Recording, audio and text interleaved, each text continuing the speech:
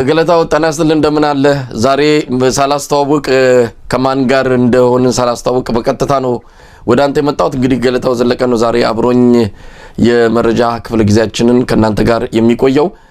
ጣናስልን ገለታው እግዚአብሔር ይመስገን። እንደምን ዋልክ መሳይ?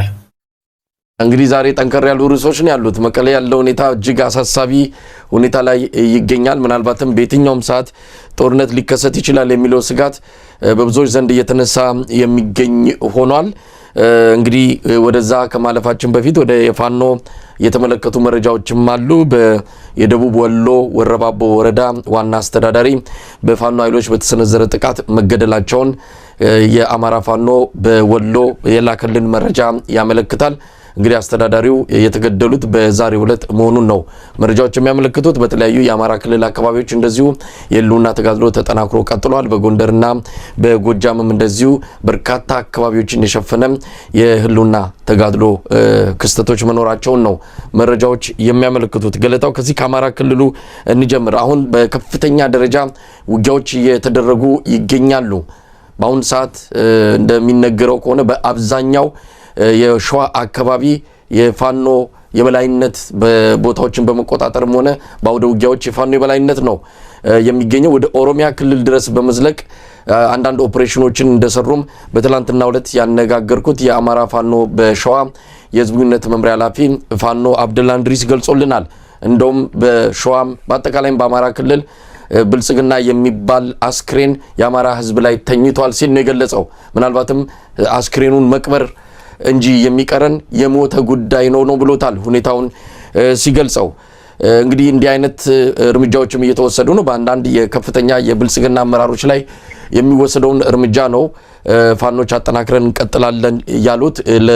ለብልጽግናው አገዛዝ ምርኩዝ በመሆን የአማራ ህዝብ ስቃይ እንዲራዘም የሚያደርጉት እነዚህም የብልጽግና የአማራ አመራሮች ናቸው። እነሱ ላይም ተመሳሳይ እርምጃ እንወስዳለን ብለዋል። ዛሬ የደቡብ ወሎ ዞን የወረባቦ ወረዳ አስተዳዳሪ ናቸው በፋኖች ጥቃት የተገደሉት። ገለታው ወደ አንተ ልምጣ።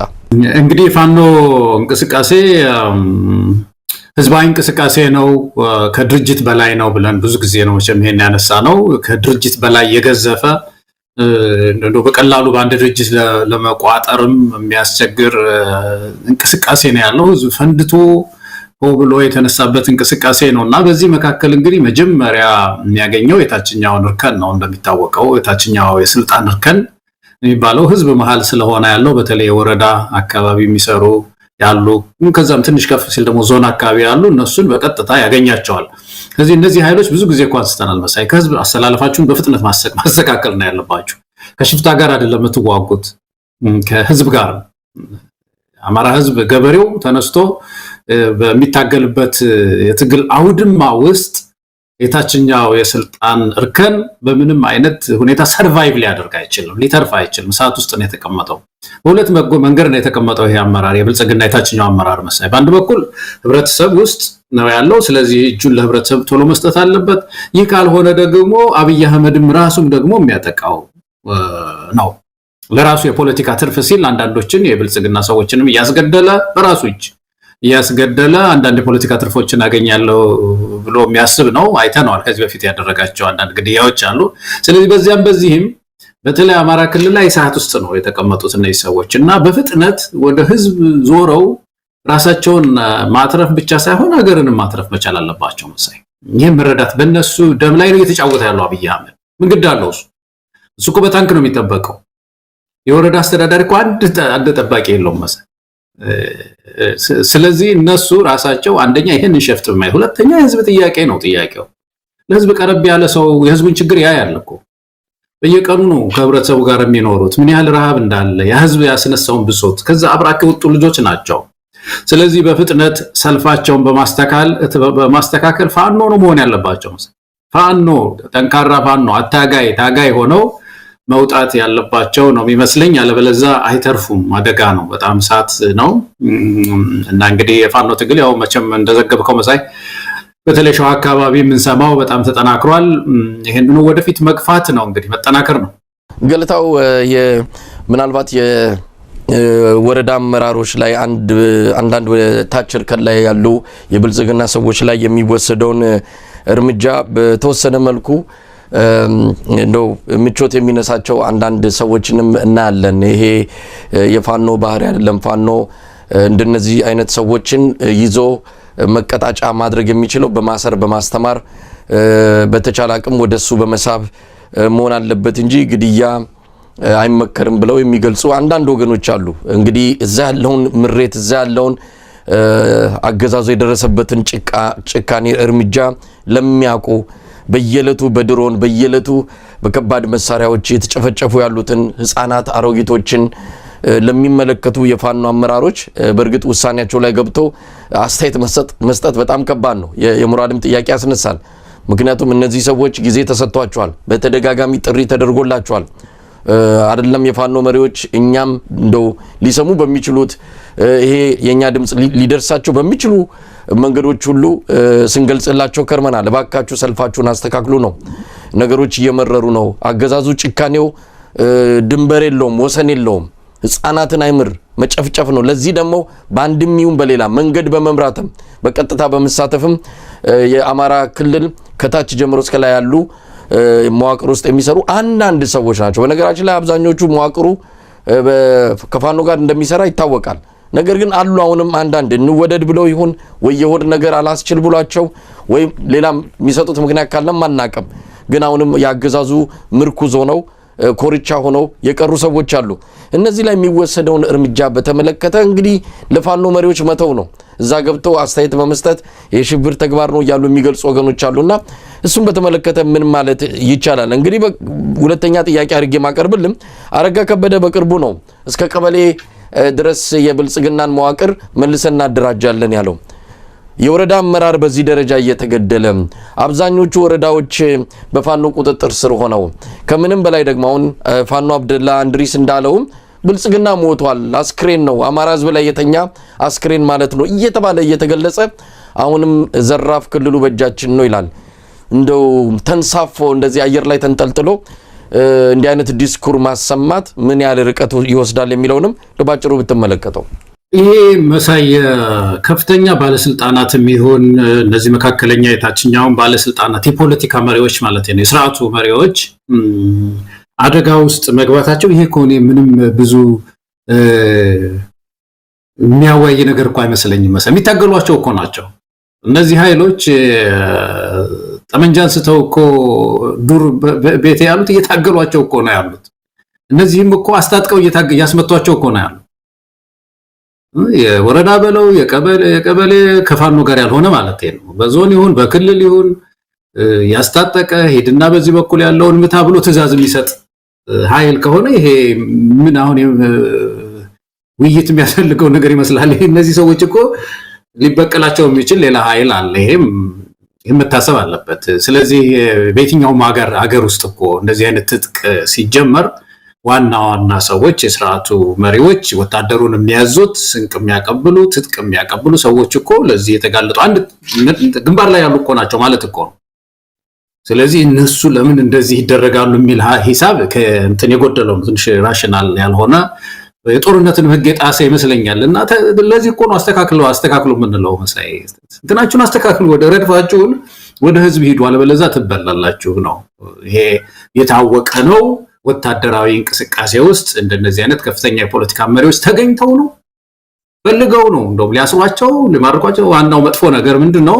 በጦርነት ህግ ውስጥ ከተማረከ በኋላ አንድ ሰው እጁን ከሰጠ በኋላ ፋኖ ያንን ሰው ወታደራዊ እርምጃ የሚወስድበት ከሆነ ያ ከጦርነት ህግ ውጪ ነው፣ ያስጠይቃል። አንድ ሰው ከተማረከ በኋላ በምርኮ በአያያዝ ስነ ስርዓት ውስጥ ማለፍ መቻል አለበት።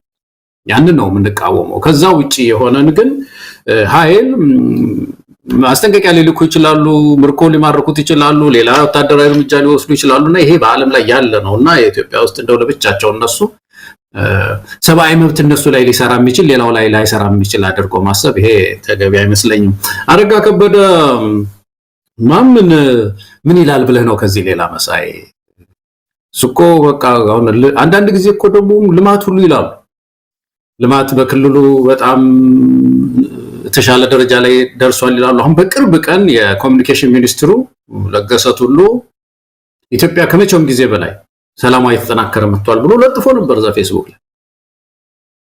እና ምን ብለህ ትከራከረዋለህ? እንደዚህ አይነቱን አሁን ሰው ምን ብለህ እንደምትከራከረው ይቸግርሃል መሳይ። እና አረጋ ከበደም አሁን በክልሉ ውስጥ ሰላምና መረጋጋት እየመጣ ነው ያለው፣ ቀበሌውን እንደገና መልሰን እናዋቅረዋለን ሲል ህዝብ እንደያዘ ሰው፣ የህዝብ ልብ እንደማረከ ሰው፣ በፖለቲካ እንዳሸነፈ ሰው ነው ይሄ ሰው በታንክ ተከቦ ይሄንን የሚለውና ዋጋ ቢስ ፍሬ ቢስ ትንታኔ ነው መሳይ።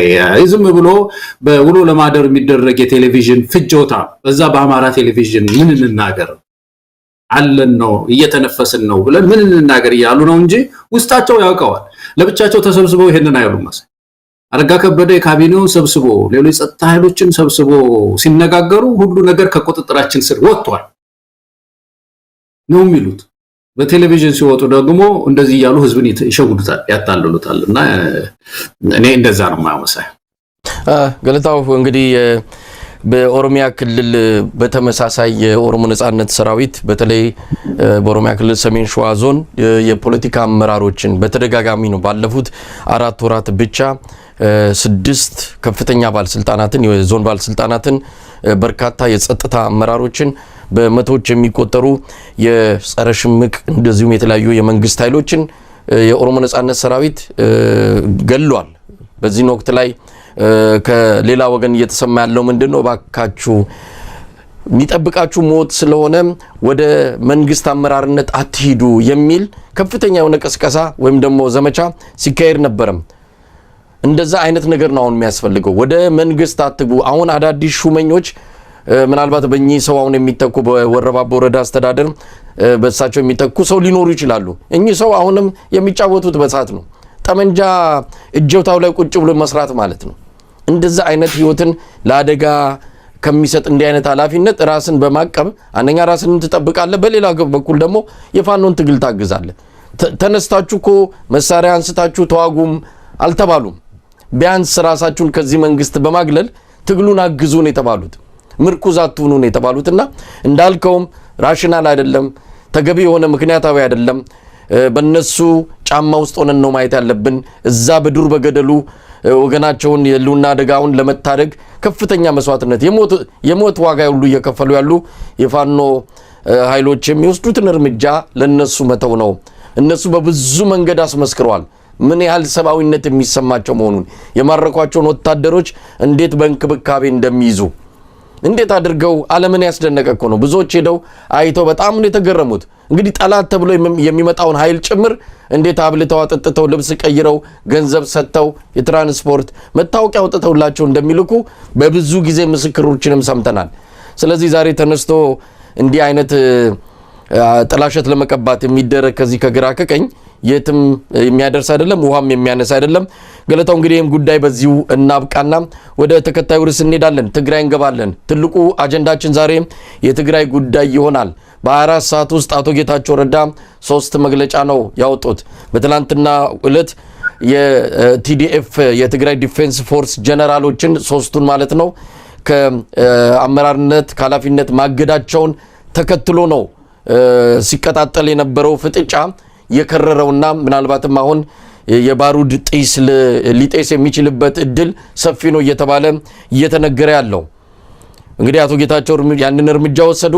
ወዲያውኑ ህወሓት መግለጫ አወጣ። በመግለጫውም የጌታቸውን እርምጃ አልተቀበለውም፣ ፈጽሞ የምንቀበለው አይደለም በማለት እንደውም ጌታቸው ረዳን የቀድሞ ፕሬዝዳንት እያለ ነው ህወሓት በመግለጫው የገለጸው። ህወሓት ስንል እንግዲህ በዶክተር ደብረጽዮን ገብረ ሚካኤል የሚመራው ማለት ነው።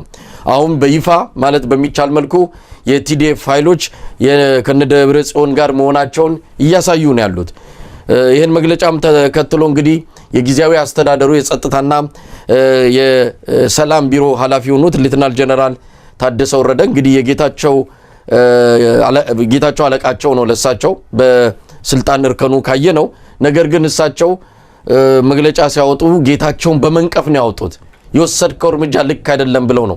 ጊዜያዊ አስተዳደሩ በራሱ በጊዜያዊ አስተዳደሩ ውሳኔ በመቃወም መግለጫ ያወጣበት ሁኔታ ነው የተከሰተው። እንግዲህ ይህን ተከትሎ እንቅስቃሴዎች እየታዩ ነው። መቀሌ አካባቢ እንደዚሁ የቲዲኤፍ ወታደሮች በጂፕ መኪና ሆነው በወታደራዊ መኪና ሆነው እንደታዩ ነው መረጃዎች የሚያመለክቱትም። ዛሬ አቶ ጌታቸው ረዳ የድሮን የተወሰኑ ድሮኖች በመቀሌ ታይተዋል የሚል ነው። ድሮኖቹ ምናልባትም ወደ ኤርትራ አቅጣጫ የሚል ነገር አንስቷል። ይህ ምናልባት የመረጃ ክፍተት ይሆን ትክክል ልናውቀው አልቻልንም። ግን ድሮኖች በመቀሌ ሰማይ መታየታቸውን አቶ ጌታቸው መግለጻቸውን ነው የሰማ ነው። በትግርኛ ነው ቃለ መጠይቁን ወይም ደግሞ መግለጫውን የሰጡት። እንግዲህ የህወሓት ሰዎች ደግሞ ወደ አዲግራት በማቅናት የአዲግራት ከተማ የጌታቸውን ተሿሚ በማንሳት የራሳቸውን ከንቲባ አስቀምጠዋል። ይህንን በኃይል ነው ያደረጉት። ይሄ እርምጃቸው በተለያዩ ከተሞች እንደሚቀጥልም እየተነገረን ያለው። ገለታው በጣም ከባድ ሁኔታ ውስጥ ነው የትግራይ ህዝብ የሚገኘው። ሁኔታውን በተመለከተ ያነጋገርናቸው አንዳንድ የትግራይ አክቲቪስቶችም እንደዚሁ ፖለቲካ ተንታኞችንም የትግራይ ህዝብ ከፍተኛ ጭንቀት ውስጥ እንዳለ፣ ሌላ ዙር ጦርነት እያዣንበበ መሆኑን ካለፉት 6 ወራት ወዲህ በተለይ ይህ ፍጥጫ ፈንድቶ ከወጣ ጊዜ አንስቶ በጣም በርካታ በወር እስከ 30-40 ሺህ ሰው ከመቀሌና ከተለያዩ ከተሞች ወደ አጎራባች የኢትዮጵያ ክልሎች ብሎም ባህር ተሻግረው ወደ ተለያዩ ዓለም ሀገራት እየሄዱ ነው ያሉት። ከፍተኛ ስደት ተከስቷል። እናቶች አባቶች እየወጡ ነው። ከፍተኛ ችግር ውስጥ ነው ያለው የትግራይ ህዝብና ገለታ ሁኔታዎች ጥሩ አይደሉም። እንዴት አየሁ? ይሄ ነገር መሳይ ምንድነው? አንድ የሚባል ነገር አለ አይደለም? ገና ሲፈጠር ችግር ተገጠመው በርዝ ዲፌክት አለው አንድ ተቋም ይባላል እና ሲፈጠር ጀምሮ የሆነ አካሉ ምኑ የጎደለ ሆኖ ከተፈጠረ ያ እንግዲህ ተጽዕኖ ይቀጥላል ማለት ነው፣ ይኖራል ማለት ነው። እና የትግራይ ጊዜያዊ አስተዳደር የሚባለው ነገር ከድህረ ጦርነቱ በኋላ ሲፈጠር ጀምሮ እንዳይሆን ተደርጎ ተደነቃቅፎ ነው የተወለደው። ስለዚህ ያ ጉዳይ ደግሞ እያደር ይህ እንደዚህ አይነት ግጭቶች ማምጣቱ የሚጠበቅ ነበረ። እንደውም ጊዜ ፈጅቷል። ረጅም ጊዜ እኮ ነው የቆየው መሳይ። በጣም አሳስቦኝ ነበር መጀመሪያውንም ሲፈጠር ራሱ እንደዚህ አንደኛ የከሸፈ መንግስት ነው ነው ፓርቲ ነው ሸሽቶ የሄደ ነው ከፌደራል ከአዲስ አበባ ሸሽቶ እኮ ነው የሄደው። እዛው እንደመታገል የስርዓት ለውጥን የማይፈልገው ከሆነ ይሄ ብልጽግናውን ማለት ነው እዛው ጉሮሮ ለጉሮሮ ተያይዞ ተሸንፎም ወድቆም ተነስቶም ተላልጦም የሚያመጣው ለውጥ ካለ እንደማምጣት ሸሽቶ ሄዶ ትግራይ መቀሌ ቁጭ አለ።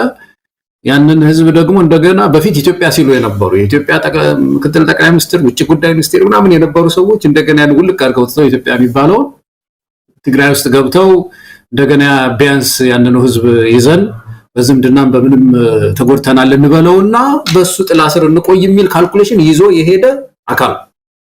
ስለዚህ ይህ አካል እዛ ምድር ውስጥ ሽግግር ሊያመጣ እንደማይችል የታወቀ ነው። አብዛኛው ደግሞ 51% የሚሆነው እሱ የያዘ ሽግግሩን ጊዜ እሱ የያዘው ተብሎ የታሰበ ጊዜ የዛ ህዝብ ሽግግር ተበላሽቷል። መጀመሪያውኑ የተበላሸው ያ ነው። እንግዲህ በመሃል አሁን ተመልከት፣ የጊዜ አስተዳደር ገና ሲፈጠር ጀምሮ እኮ ደካማ ነው። ግን ቀስ እያለ ደግሞ እንግዲህ አንድ መንግስት አለ የሚባለው ወይም ደግሞ መንግስት ነው የሚባለው ይሄ ሞኖፖሊ ኦፍ ፓወር የሚባለው ወይም በተለይ ጸጥታውን ኃይል መያዝ አለበት። ጸጥታ ኃይል ከፈረጠመበት ከገዘፈበት ከአቅሙ በላይ ከሆነ መግለጫ ሲያወጣ መግለጫ የሚያወጣ ከሆነ ትካሻ የሚለካካ ከሆነ እንደዚህ አድርግ ሲለው አስተዳደሩ አፍንጫ ያላዘ የሚለው ከሆነ መንግስት የለም ማለት እኮ ነው። ዲስፈንክሽናል የሆነ ጋቨርንመንት ነው ያለው እና አቶ ጌታቸው ቲዲኤፍ እና የደብረጽዮን በጣም ገዝፈውበታል። ከቁመቱ በላይ ነው የሆኑበት። ሊያዛቸው አይችልም። በደብዳቤ ሊያዛቸው ይችላል። ተመልከት እኮ በየገጠሩ እኮ ሲፈልግ እኮ የጌታቸውን ከንቲባ አባሮ እኮ የራሱን የሚያስቀምጥ ኃይል ነው ያለው። አንዳንድ ጊዜ ደግሞ አንዱ ቲዲኤፍ አስቀመጠው ይላል፣ ሌላው ደግሞ ደብረጽዮን ያስቀመጠው ይላል። አንዳንዴ ደግሞ ሁለቱ አብረው ነው የሚሰሩት ይባላል። እንደዚህ አይነት የተተረማመሰ ህገ ወጥነት ነው በትግራይ ውስጥ የቆየው። ስለዚህ እዛ አካባቢ አሁን መንግስት አለ ማለት አይቻልም። ሞኖፖሊ ኦፍ ፓወር ያነሰው ኃይል ነው። አሁን መጨረሻ ላይ እቺ የወሰዳት እርምጃ አቶ ጌታቸው እንዳለ አንድ የሚያሳይ ነገር አለ። እንግዲህ የጌታቸውን አቅም እያሳየ ነው ያለው፣ የኃይል አስተላለፉን በሙሉ እያሳየ ነው ያለውና ደቅኖ የመጣው ችግር ግን ከፍተኛ ነው። እንግዲህ ይሄ መንግስት ምንድነው የሚያደርገው? ጌታቸው ረዳ ምን ሊያደርግ ይችላል ከዚህ በኋላ የሚለው ነው ወሳኙ ነገር። እንግዲህ ጌታቸው ቲዲኤፍ የማይታዘዝለት ከሆነ በተለይም ደግሞ በስሩ ያለው የጸጥታ ዘርፍ እንግዲህ ተመልከተ፣ የኢኮኖሚ ዘርፍ ምናምን ዘርፍ ይባላልና ጸጥታ ዘርፉ በጌታቸው ላይ ደብዳቤ የሚያወጣበት ከሆነ ምንድነው ማለት ነው የዛ ክልል ነገር ስትል ምናልባት እንግዲህ አቶ ጌታቸው አንድ አራት አማራጭ ሊኖራቸው ነው ማለት ነው። ወይ አንደኛው ያላቸውን አቅም ተጠቅመው ያላቸውን እንደው አቅም አለኝ የሚሉትን ከኋላም የሚያስቡት ካለ ያንን ተጠቅመው መታገም ተወሰነ ጊዜ በስልጣን ላይ ተንጠልጥሎ መቆየት ነው እንደዚህ በግጭቶች መካከል ማለት። ሁለተኛው ጥሎ መሄድ ነው፣ ድንገት መጥፋት። ሶስተኛው ፌደራሉን በቀጥታ ገዛ መጠየቅ፣ ደብዳቤ መጻፍ ከፌደራል መንግስት እንደዚህ ጊዜያዊ አስተዳደሩን የጸጥታ ዘርፉም ሲታዘዝ አልታዘዝም ብሏል፣ ያገድናቸው ጀነራሎች እንደዚህ እያደረጉ ነው ያሉት። ህወሓትም ደግሞ ምርጫ ቦርድ ባለፈው ጊዜ የተሰጠው ትዕዛዝ ነበረ። ያ ትዕዛዝ ምንድነው? በሚቀጥሉት 3 ወራት ውስጥ ከማንኛውም ፖለቲካ ነክ ስብሰባዎች እንድትታቀብ የሚል ደብዳቤ ደርሶት ነበር። ይሄንን ተላልፎ በየከተማው ስብሰባ እያደረገ ነው ያለው። ስለዚህ የፌደራል መንግስቱን ጣልቃ ገብነት እጠይቃለሁ የሚል ነገር እንግዲህ አንድ አማራጭ ነው፣ የአቶ ጌታቸው ረዳ አስተዳደር አማራጭ ማለት ነው። ሌላው እንግዲህ ጥሶ ገዝፎ መውጣት ነው፣ ሌሎችን መዋጥ። ይሄ የሚታሰብ አይደለም አሁን ባለው ሁኔታ። በተለይ ይሄ ጠመንጃ ያለውን ኃይል ስላልያዘ ማለት ነው። እና የጌታቸውን ስታየው አሁን ጥይት የሌለው ጠመንጃ ሆኗል ማለት ነው። የሆነ እንትኑ አለ ስልጣኑ ግን ምንም ጥይት የሌለው ጠመንጃ እኮ ከዱላም እኮ ዱላ ሳይሻል አይቀርም። እንደውም ቀልጠፍ ይላል ለመደባደብ ትንሽ ቀልጠኛው አይመችም። እና እንደዚህ አይነት ሁኔታ ውስጥ ያለ ይመስላል መሳይ። ትግራይን ስናስብ እስቲ አንተ ደግሞ ጨምር። እንግዲህ መረጃዎች እንደሚያመለክቱት ምናልባት ማጣራት የሚገባ ነው፣ ማረጋገጫ በእርግጥ አላገኘንም። አቶ ጌታቸው ረዳ ወደ አዲስ አበባ ሄደዋል የሚባልም ነገር አለ። ምክንያቱም ነገሮች እየከረሩ ሲመጡ ወታደር ያላቸው ህወሓቶች የነ ደብረጽዮን ቡድን በአንድም ይሁን በሌላ ሊወስዱት የሚችሉት እርምጃ ይኖራል። እንግዲህ እዛ ያለው የአብይ አህመድ ሰራዊት ምን አይነት ነው? ምናልባት በብሔራዊ መረጃና ደህንነት በኩል ለአቶ ጌታቸው ጥበቃ የተመደቡ የፌዴራል ፖሊስ ኃይሎች ወይም ደግሞ የመከላከያ ሰራዊት የተወሰነ ሊኖር ይችላል። ከዛ ያለፈ ትልቅ ሰራዊት መቀሌ አካባቢ ጌታቸው የሚጠብቅ ስለመኖሩ የታወቀ ነገር የለም። ለማንኛውም በተወሰነ የግል ጠባቂዎቻቸው ታጅበው ያሉ ሰው ናቸው አቶ ጌታቸው። ስለዚህ ማንኛውም አይነት እርምጃ በየትኛውም ደቂቃ ሊመጣ ስለሚችል ነገሩን ዞር ብሎ ማሳለፍ እንደ አማራጭ እንደ ውሳኔ አይተውት ሊሆን ይችላል ወደ አዲስ አበባ ያመሩት። ወይም ደግሞ ምናልባት መረጃው ትክክለኛ ካልሆነም በሁለተኛ መግለጫቸው ላይ እንዳሉት አቶ ጌታቸው ከትግራይ ወጣት ጋር ሆነን ማንኛውንም መስዋዕትነት እንከፍላለን፣ መስዋዕትነት ለመክፈል ነው የተዘጋጀ ነው። እኛ የፕሪቶሪያ ስምምነትን የፈረምነው ለትግራይ ብለን ነው፣ ለማንም አይደለም። ይሄን የፕሪቶሪያ ስምምነት የማይፈልጉ ወገኖች ናቸው ይሄንን የሚያደርጉት ብለዋል አቶ ጌታቸው ረዳ። እንዳልከው ጥይት የሌለው ጠመንጃ ነው የያዙት አቶ ጌታቸው ረዳ። ጠመንጃውን ይዘዋል፣ ግን መተኮስ አይችሉም፣ አይተኩስም። ያ ነገር ከፍተኛ የሆነ አቅም ነው ያሳጣቸው። በዚህ አቅም ማጣት ውስጥ እንግዲህ አብይ አህመድ ምን ያህል ያግዛቸዋል የሚለው አጠራጣሪ ነው። አብይ አህመድ እንደዚህ ሲፋተጉ ህወሓቶች እንደዚህ ሲፋጠጡና አንዱን ሲያዳክሙ እርስ በርስ አቅም ሲያጡ ማየት በጣም ፈልጓል። እንደ አንድ የፖለቲካ ግብ ነው የተመለከተው። ምን ሊያተርፍ እንደሚችል ግራም ይገባ ነው። አብይ አህመድ ከህወሓቶች መራቆት ከእንደዚህ አይነት ከትግራይ ቀውስ ውስጥ ምን አይነት ፖለቲካ ትርፍ እንዳሰላ የሚታወቅ ነገር የለም። ትግራይም ማረጋጋት ኃላፊነት አለበት። የፌዴራል መንግስት አካል ናት ትግራይ፣ ኢትዮጵያ ናት። ነገር ግን ይዋጣላችሁ አይነት ነገር የወሰነ ይመስላል። እንደሚባለው ከሆነ ደግሞ ነገሩ ከዛም የገዘፈ ነው። ሁለቱ ከኃይሎች ምናልባትም ለውክልና ጦርነት ብለው ከፊት የተሰለፉ ናቸው። ከነ ደብረጽዮን ጀርባ ኤርትራ አለች፣ ከጌታቸው ረዳ ጀርባ አብይ አህመድ አለ። ስለዚህ ኤርትራና የአብይ አህመድ አገዛዝ ጦርነትን ልናይ እንችላለን ብለው አንዳንድ የትግራይ አክቲቪስቶችም ለኛም ጭምር ቃላቸውን ሰጥተውናል። የአብይ አህመድ አስተዳደርና የኤርትራ መንግስት በፕሮክሲ ዋር ወይም በውክልና ጦርነት ውስጥ ሊገቡ ይችላሉ የሚለውም ነገር አንስተዋል። ለማንኛውም አሁን ያለው ሁኔታ አስቸጋሪ ነው። የህወሓት አካሄድ እንግዲህ ጊዜያዊ አስተዳደሩን ለረጅም ጊዜ ሲገፋው ከርሟል። አሁን በኃይል ሊያስወግደው የሚችልበት ጫፍ ላይ ደርሷል። ከአዲግራት ጀምሮታል፣ ሌሎች አካባቢዎችም እየሄደ ነው። አሁን ቀጣዩ ጉዞ መቀሌ ነው የሚል ነው። ለዚህም ነው በመግለጫው ላይ ከበፊት ጀምሮ የቀድሞ ጊዜያዊ አስተዳደር ፕሬዝዳንት እያለ አቶ ጌታቸው ረዳን የሚጠራው። ገለታው ወዴት ሊያመራ ይችላል? አንዳንድ ወገኖች ቀጠናዊ ሁሉ ምክንያቱም ኤርትራና ኢትዮጵያ የሚገቡበት ከሆነ ኤርትራና ኢትዮጵያ ጦርነቱ ዝም ብሎ የሁለቱ ሀገራት ብቻ አይሆንም። ባለፈውም እንደተነጋገርነው ቀጠናዊ ይሆናል። ቀጠናዊ ከሆነ ደግሞ ሌሎች ሀገራትም በዚህ በቀይ ባህርና በዚህ በወደብ አካባቢ ፍላጎት ያላቸው የተለየ ብሔራዊ ጥቅም ያላቸው ሀገራት በአንድም ይሁን በሌላ በቀጥታም ይሁን በፊት ለፊት ወይም ደግሞ በጀርባ መሳተፋቸው የማይቀር ነው። ሰሞኑን ሳውዲ አረቢያ በአሰብ ወደብ ላይ ተጨማሪ ልማቶችና ተጨማሪ ስራዎችን ለመስራት ከኤርትራ መንግስት ጋር ተስማምታለች። ስለዚህ በቀጥታ ከአሰብ ጋር የተገናኘ ሰፊ የሳውዲ አረቢያ ፍላጎት እንዳለ የሚያሳይ ነው። ሌሎችም ሀገራት እንደዚሁ ፍላጎታቸው በሰፊው የሚታይበት ነው። ስለዚህ በትግራይ ጀምሮ ዝም ብሎ ትግራይ ውስጥ የሚያበቃ ወይም ኢትዮጵያ ውስጥ የሚያበቃ አይሆንም። ቀጠናው በለየለት ጦርነት ውስጥ ይገባል የሚል ምናልባትም ይሄ ምን ያህል ትንተናው መሬት የረገጠ ነው የሚለውን በደንብ ልናዩ እንችላለን። እስቲ ገለታው ምን ይታያል አንተ? እንግዲህ በዛ ደረጃ በተለይ እዚህ ትግራይ ላይ አሁን የተነሳው በዚህ በጌታቸው ረዳ በደብረጽዮን አካባቢ ያለው ንትርክ ወደዛ ደረጃ ምን ያህል ተለጥጦ ይሄዳል የሚለውን ለማሰብ ትንሽ ቢከብደኝም ነገር ግን ቀላል ያልሆነ ግጭት ይኖራል በቤታችን ውስጥ ቀላል ያልሆነ ከዚህ ከህወሓት ጋር የተያዘው ማለት ነው። ከሁሉ በላይ ግን የትግራይ ሰው በተለይ ትግራይ ወገኖች እንዲጠይቁ የሚያስፈልገው ነገር ህወሓት በተለይ በደብረጽዮን የሚመራው ህወሓት ምንድነው ጥያቄው? ምንድነው በጌታቸው ላይ የሚያነሳው ጥያቄ? ለምንድነው የምርጫ የማይጠይቀው?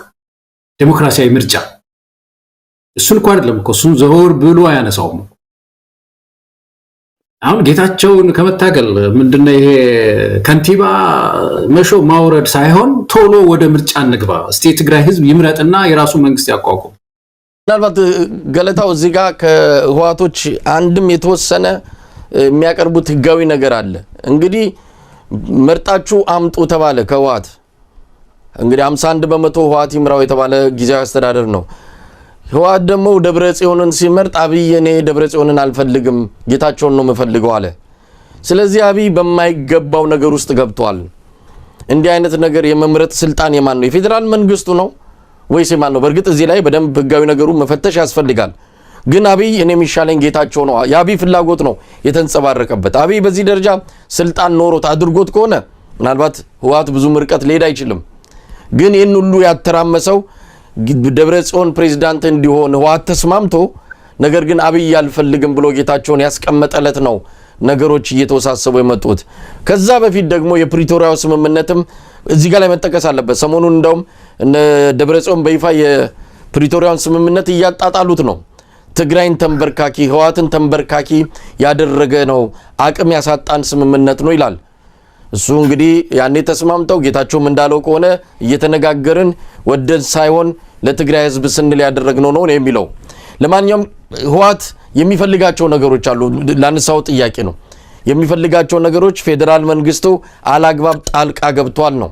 ጣልቃ ገብተው ሁሉን ነገር እየዘወረው እያበላሸው ነው የሚል ነው። እኛ ብንቆጣጠረው ትግራይን እናረጋጋለን ነው፣ ሙስናውን እናስቀራለን ነው፣ ይሄ ሁሉ የሚታየውን ትርምስ መልክ እናስይዛለን ነው የሚሉት። ምን ያህል ያደርጉታል አናውቅም። የፕሪቶሪያው ስምምነት የትግራይ ጊዜያዊ አስተዳደር በሁለቱ በፌደራል መንግስትና በትግራይ በህወሓት መካከል መሰረታል እኮ ነው የሚለው። ይሄን ተስማምተዋል። በሁለቱ ስምምነት የሚመሰረት ነው። እንግዲህ አፈጻጸሙ ዝርዝር አልተቀመጠም። ስንት ፐርሰንት 51% ከሌ ይሁን 49% ምናምን የሚባል ነገር የለም። ግን በሁለቱ ይሁንታ የጊዜያዊ መንግስት ይመሰረታል ነው ዓላማው። የፕሪቶሪያው ስምምነት ዓላማ እኮ ኖርማላይዜሽንን ማምጣትና ወደ ምርጫ መሄድ እኮ፣ የፖለቲካ ሶሉሽን ደግሞ ማስከተል ነው። በጣም ኢምፖርታንቱ ነገር በራሱ ኤንድ አልነበረም፣ ፍጻሜ አልነበረም። የፕሪቶሪያው ስምምነት ሴሴሽን ኦፍ ሆስቲሊቲስ ነው የሚባለው። ይሄ ምንድነው? ግጭት ማቆምና አቁሞ ግን ዘላቂ መፍትሄ ወደ መፈለግ መራመድ ነው። የፖለቲካ ሶሉሽን መፈለግ ነው። የፖለቲካ ሶሉሽን ላይ አሁን ህወሓትና ብልጽግና ቁጭ ብሎ ተወያይተው አይተው ታውቃለህ? ወደ ጦርነት ምን አስገባን? የአብይ ግሩፕና ህወሓት ማለት ነው። ለምንድነው ጦርነት ውስጥ የገባ ነው ብሎ ሁለቱ ሲመካከሩ ቋጣኝ የለም። የፖለቲካ ሶሉሽን የሚባል ነገር የለም። በአጠቃላይ ሁለቱም ስለደከሙ ብቻ ያችን የፕሪቶሪያ ስምምነት ላይ ተንጠልጥለው ቆዩ። ግን አሁን ህወሓት አንድ ያነሳው ጥያቄ ትክክል እኮ ነው። ባለው ምንድነው ያለው? ሼር ውሰድ እንግዲህ ተመካክረን ይሄንን ምክር ቤቱን ጊዜያዊ ምክር ቤቱን ይቋቋም ሲባል ሼር እንግዲህ 50%ን ይሁን ምንም ብቻ ፌደራል መንግስት ይግባ ሲባል መነሻ ላይ አብይ አህመድ ምን አለ? የለም እኛ ትተናል፣ ራሳችሁ እናንተ ጊዜያዊ አስተዳደሩን አቋቁሙ እንደምትሆኑ አድርጉና ወደ ምርጫ ሂዱ የሚባል ነገር ወጣ። ፌደራል መንግስት ከወጣ በኋላ ምክር ቤት ውስጥ ምንም አንድም ሰው ተቀማጭ ሳይኖረው ሊቀመንበር ግን ይሄን የሚሾሙ የሚለው አሰራር እኮ ትክክል አይደለም። እውነታቸውን እኮ ነው። ይሄ ምን አይነት እኮ ምንድነው ይሄ ሎጂክ የሌለው ተጠይቅ የሌለው አሰራር እኮ ዝም ብሎ በፈለገው ጊዜ ዘሎ ጥልቅ፣ ሌላ ጊዜ ደግሞ መውጣት። እንደዚህ አይነት አሰራር ለግጭት እንደሚዳርግ የታወቀ ነበርና የፌደራል መንግስት ጣልቃ አገባብ ህግ የለውም፣ ሎጂክ የለውም፣ ተጠይቅ የለውም እና ያ አንዱ ችግር እንደሆነ ትክክል ነው። እስቲ ምረጡ ተባለ። ተመልከት መሳይ፣ እንደው ዝም ብሎ እንደው ገለልተኛ ሆነን እንመልከተው እስቲ መሳይ። የትግራይ ጊዜያዊ አስተዳደር የሚባለው ተሰበሰቡ 51% መቀመጫ ህወሓት ያዘ፣ ሌሎች ደግሞ ምሁራን ምናምን ተባለና ሊቀመንበር ምረጡ ሲባል በዚሁ በድምጽ ብልጫ ደብረጽዮን ተመረጠ። እንግዲህ ያ ምክር ቤት እኮ ሉዓላዊነት እኮ አለው። ከዛ በኋላ ሄዶ ማጸደቅ አለበት። እንደ አብይ ጋር ሄዶ አብይ ያንን ምንድነው ቪቶ ፓወር እኮ አመጣ። አብይ አህመድ ቪቶ ፓወር የሚባል አይደለም? እዚህ ዩናይትድ ኔሽንስ ውስጥ ይሰበሰቡና አንዴ ድምጽ ካወጡ በኋላ አሜሪካ እጇን ካወጣች በሙሉ ገደል ይገባ። ቪቶ ፓወር ይባላል። እና የትግራይን ምክር ቤት ምርጫ በቪቶ ፓወር አብይ አህመድ አፈረሰው። እኔ አልፈልገውም ማለት። ከዛ ልመና ሄዱ እነሱ ደግሞ፣ ምክንያቱም አቅም አጥተዋል፣ ወታደራዊ እንትናቸው ፈርሷል። ስለዚህ እቺ ደግሞ ሰላም ያለችው አንጻራዊ እንትን ደግሞ ሌላ ወታደር ልኮ ሌላ ችግር ከሚያመጣብን ብለው እነሱ አሁን ለታክቲክም እንደገና ታዲያ ምን ይሻላል ጌታዬ ያሉ ሁለተኛ ሄዱ። አንድ ደግሞ እንደዚህ አይነት ወጣት የሆነ እንደዚህ አይነት ሰው ተራማጅ የሆነ ምናምን ሰው ብሎ ሰጣቸው። እዛ ነበው ያለው ተሰብስቦ ወጣት የሆነ ተራማጅ የሆነ ከስራ አስፈጻሚ ማነው ከምክር ቤቱ አባል የሆነ ምናምን የሆነ ሰው ብሎ አላ አብይ አህመድ ጌታችን አሉ። ጌታቸው ተመረጠ። ሲሄዱ ይሁን በቃ ብሎ አጸደቀው ተባለ። እንደዚህ ነው የሆነው እና ይሄ በራሱ ለከት የሌለው ስርዓት የሌለው ጣልቃ ገብነት ነው የአብይ አህመድ የነበረው። ስለዚህ አንዱ በእርግጥ ተጠያቂ ኃይል ነው ማለት ነው። ዞሮ ግን ምንድነው የዚህ አብይ አህመድ ጣልቃ ገብነትን ብቻ ሳይሆን ትግራይ በአጠቃላይ በዚህ በከሸፈ ስርዓት ውስጥ ስለሆነች የተፈጠረው ፋክሽን የተፈጠረው ክፍፍልም በእነዚህ በከሸፈ ስርዓት በተጠያቂ ስርዓት በኩል ስለሆነ የሚነሳው የዲሞክራሲ ጥያቄ አይደለም ነው መሳይ፣ የምርጫ ጥያቄ አይደለም ያነሱ። ቶሎ አሁን ሽግግር በምድሪቱ ስለማምጣት የሚሻለውን ኪያስ ምንድን ነበረ? ቶሎ ብለን በፍጥነት ጊዜያዊ አስተዳደሩ ከሚገባው ጊዜ በላይ ቆየ። ሽግግር መንግስት ረጅም ጊዜ ሲቆይ ለውጥ ይደናቀፋል፣ ይጠለፋል። ይሄ በሌላውም ዓለም የታወቀ ነው እንደምታውቀው። ከአንድ ዓመት ከ6 ወር የሚሉት ሳይንቲስቶች የሽግግር መንግስት ጥናት ያጠኑ ሰዎች 1 ዓመት ከ6 ወር እንዳያልፈው እንደው ከዘለለ 2 ዓመት ከዛ በኋላ ካለፈ አበቃ አጠመዝዘውም በቃ ይደራጅና አስቸጋሪ ይሆናል ነው። ትግራይ ውስጥ ተመልከት፣ በፍጥነት ወደ ምርጫ እንግባ አይደለም የቴዲኤፍ ጥያቄው። ህዝብን ኢምፓወር ህዝብ ምርጫ ውስጥ ከገቡ የትግራይ ህዝብ ከመረጠ እኮ እነዚህ ሰዎች ብዙ ጊዜ የምናነሳው ነገር አለ። ትራንዚሽናል ጀስቲስ የሚባለውን የሽግግር ፍትሁን ይተክልና ያ ህዝብ እጁ ለተቆረጠበት፣ እግሩ ለተቆረጠበት፣ ቤቱ ለተቃጠለበት፣ ለሞተው ሁሉ ፍትህ ስጡኝ ይላል። ይሄ ህዝብ ፍትህ አምጡልኝ፣ ላለፈው ይሄው በህይወት አለሁኝ ያለፈ ጊዜ አይደለም ደግሞ በጣም የ100 ጊዜ የ100 ዓመት ታሪክ አይደለም የ50 ዓመት ታሪክ አይደለም አለ ሰውየው። እንዲህ አይነት ጥያቄ ሲመጣ ተያያዥ ደብረጽዮን ነው ጉሮሮውን ይዘው ፍርድ ቤት የሚያቀርቡት እሱ ነው። ስለዚህ ይሄ ሰው የዛን ህዝብ ሽግግር እየደናቀፈ ነው የሚኖረው። ለዚህ ነው ትግራይ በጣም ውስብስብ ያለ ችግር ውስጥ የገባቸውና በአጠቃላይ መሳይ እንደው እንዳላስረዝም አሁን የደቀነው ችግር በብዙ ግጭቶች ውስጥ ነው። አንደኛ የእርስ በርስ ግጭት በደብረጽዮን በጌታቸው በኩል ባለ፣ ጌታቸውም ደግሞ ከፌደራል አካባቢ ሰዎች ይኖሩታል። ግጭት የእርስ በርስ ግጭት እንዳይኖር ከባዱ ስጋት እሱ ነው። ሁለተኛው ደግሞ ምናልባት የደብረጽዮን ኃይል እንደ ሁሉንም ጠቅሎ አባሮ ጌታቸውንም አስወጥቶ የራሱን ሰው አስቀምጣለሁ ካለ ደግሞ በቀጥታ ወታደራዊ ኦፕሬሽን ሊነሳ ይችላል። የፌደራል ማነው የትግራይ እንትን እዛው ጦርነት እንግዲህ ሌላ ጦርነት ደግሞ ሊመጣ ይችላል ማለት ነው እና ህብረተሰቡ እንደው ኢትዮጵያን በሙሉ መከላከል አለበት። ገለታው ምናልባት የህወሓትን ሰዎች ትክክለኛ ፍላጎት ምንድነው የሚፈልጉት ብለ ስትጠይቅ ምርጫ በትግራይ ክልል ውስጥ አይጠይቁም፣ ምን እንደሚፈልጉ አይታወቁም የሚል ነው። ምንድነው ለቅሶ ከፍየሏ በላይ ነው የሚባለው አይነት የሚያለቅሱት እንደው ትግራይ ውስጥ ስላለ ነገር አለ። እነሱ ለምን ከ4 ኪሎ ተፈናቀልን ነው። በተለይ ንግስናቸውን ካጡ በኋላ የደረሰባቸውን አጠቃላይ የሞራል አጠቃላይ ውርደትንም መቀበል መሸከም አልቻሉም። በልነው ያንንም ጦርነት ውስጥ የገቡት ሰሜን ዕዝንም የመቱት እንዴት ከዚህ ከንግስና ከዚህ ከወንበራችን ላይ እንዴት እንነሳለን ተመልሰን ወደ ስልጣኑ ካልመጣን ኢትዮጵያ ተበታተን ብለው ነው የሰሜን ዕዝን መቱት። ጦርነቱ ተከፈተ። በርግጥ አብይ በዛን ወቅት የህዝብ ድጋፍ አግኝቷል። እኛም ጨምሮ ጦርነቱ በወቅቱ ህወሓት በብሪት ተነስቶ ያደረገው ስለሆነ ያንን ጦርነት የትግራይ ህዝብ ላይ የሚደረግን ሳይሆን ህወሓትን ለማዳከም ህወሓትን ለማጥፋት የሚደረገውን ጦርነት መደገፋችን የሚታወስ ነው።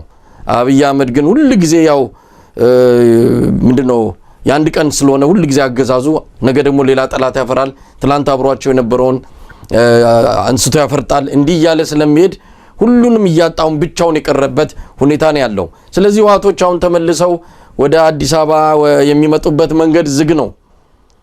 እንግዲህ አብይ አህመድ ቢዳከም እንገባለን ብሎ አስበው ከሆነ አብይ አህመድ ቢዳከምም እንኳን አይገቡም። ከዚህ በኋላ ህወሓት የሚባለው ቡድን ወደ አዲስ አበባ መጥቶ የኢትዮጵያን መንበረ ስልጣን የመያዝ እድል የለውም፣ የተዘጋ ነው። የኢትዮጵያ ህዝብ አይኑ እያየ እንን አያደርግም። ባይሆን ያለውን ሁኔታ የትግራይ ህዝብ በተለይ ደግሞ ከምንም በላይ ልንጠነቀቅለት የሚገባ እየደረሰበት ያለውን ጉዳት ዳግም ሌላ ጦርነት ውስጥ እንዳይገባ ከተፈለገ ግን የኢትዮጵያ ህዝብ ምን ሌላው ሊያግዘው የሚገባ ይሄ ህወሓት የሚባለውን ቡድን ነው። ከዛ ውስጥ የሚወጣ የለውጥ ኃይል እንዳለ እንረዳለን። እውነት ለመናገር የጌታቸው ቡድን አይደለም። የጌታቸው ቡድን የብልጽግናን እግር ትግራይ ላይ ለመትከል የሚታገል ነው። ከደብረ ጽዮን ሌላ ከጌታቸው ሌላ ምናልባት ቲዲኤፍ ውስጥም ሊሆን ይችላል ያሉ ኃይሎች አሉ። አሁን የወጣቱ ድምጽ ወጣቱ እኮ ጦርነትን አልፈልግም እያለ ነው።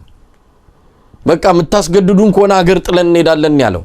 ስለዚህ የነዚህ ድምጽ አሸናፊ ሆኖ በፖለቲካ ብቻ ሳይሆን በሌላ አደረጃጀትም ተጠናክሮ ቢወጣ የነዚህ ሰዎች ድምጽ እየቆሰሰ ይመጣል።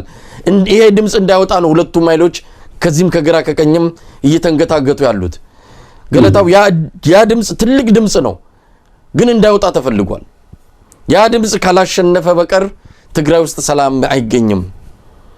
ደብረጽዮንም ቢያሸንፍ ጌታቸውንም ቢያሸንፍ ትግራይ ላይ ሰላም ሊገኝ የሚችለው ከዚህ በኋላ ትልቅ ለውጥ ሊመጣ የሚችለው ያ የወጣቱ ድምጽ ያ የሰላማዊ የትግራይ ህዝብ ድምጽ ጎልቶ ሲወጣና ወደ ፖለቲካ አደረጃጀት ሲቀየር ብቻ ነው ያ ነገር ይመጣል። እንግዲህ አንዳንድ እንቅስቃሴዎች አሉ፣ የሚሰሙ እንቅስቃሴዎች። ባለፈውም ትንታግ ትውልድ የሚል በህቡ የሚንቀሳቀስ አንድ የወጣቶች ንቅናቄ ትግራይ ውስጥ ተፈጥሮ ነበረ። እግሩን እየከረከሙ እነጌታቸውም እነ ደብረጽዮንም ያን ቡድን ብዙም እንዳይራመድ እያደረጉት እንዳለም ይሰማል።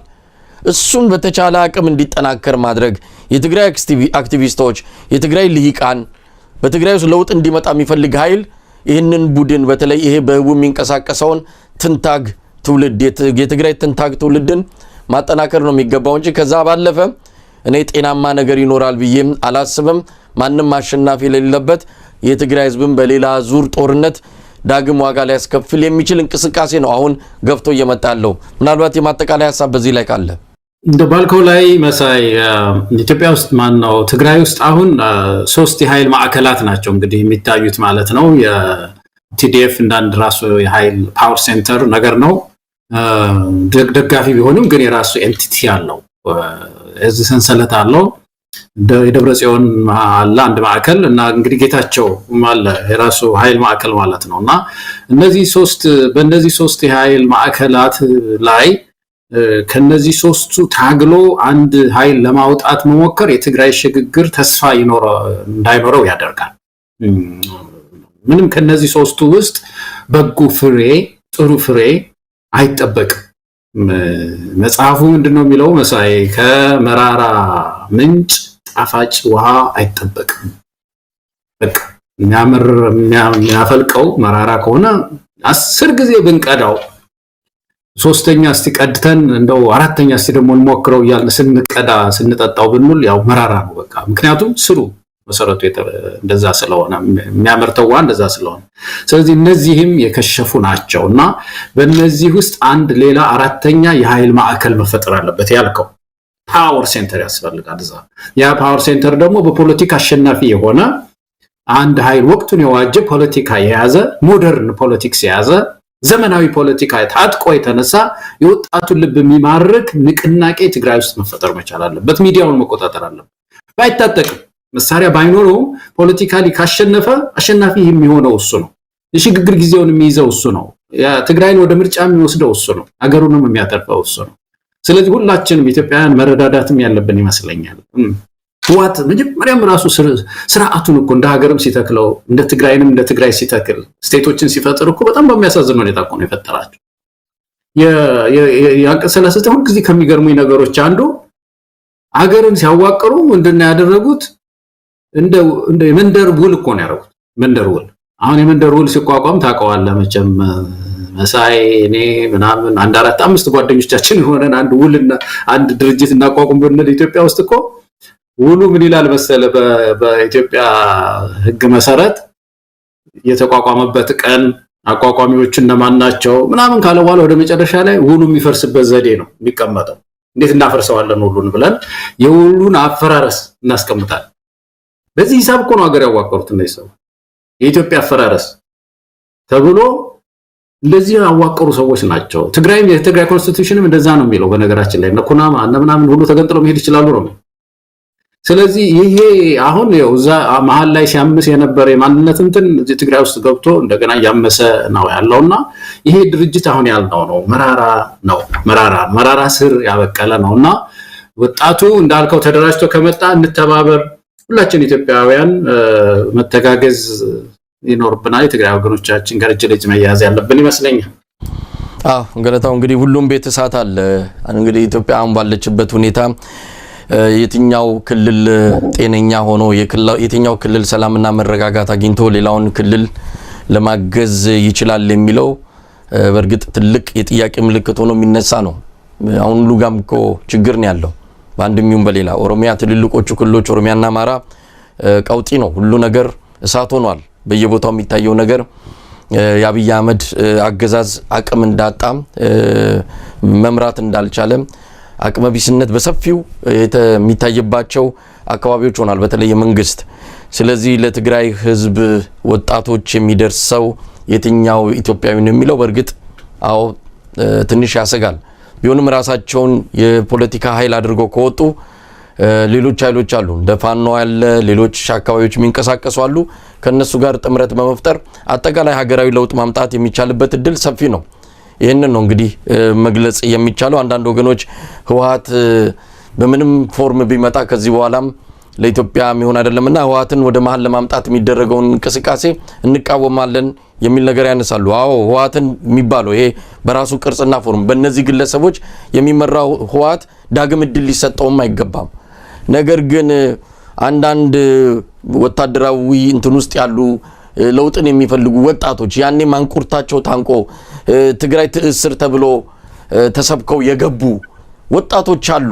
ዋጋ የከፈሉ የሞቱ ያለፉም አሉ። ከዛ የተረፉት አሁንም እዛው ሰራዊት ውስጥ ነው ያሉት። እነሱ እንዲህ አይነት ነገር አይፈልጉም፣ ለውጥ ይፈልጋሉ። እንደነዚህ አይነት የለውጥ ኃይሎች እዛ ተደራጅተው መጥተው ከሌሎች ኃይሎች ጋር ቢቀናጁ ለኢትዮጵያ መድኃኒት ነው፣ ፈውስ ነው እንጂ ህወሓት የሚባል ኃይል ከነዚህ እንደውም ለውጥ ሳያመጣ እዛው የዛሬ 50 ዓመት እንደተቸነከረ ያለው ህወሓት ዳግም ወደ ኢትዮጵያ የፖለቲካ ስልጣን ይምጣ ማለት ይሄ በእውነት ዳግም ኢትዮጵያን ለማጣት ውሳኔ መወሰን ነው። ትልቅ ሪፈረንደም ማለት ነው ኢትዮጵያ ላይ። ለማንኛውም ገለታው ወደ ሌላው ርዕሰ ጉዳይ እንሂድ።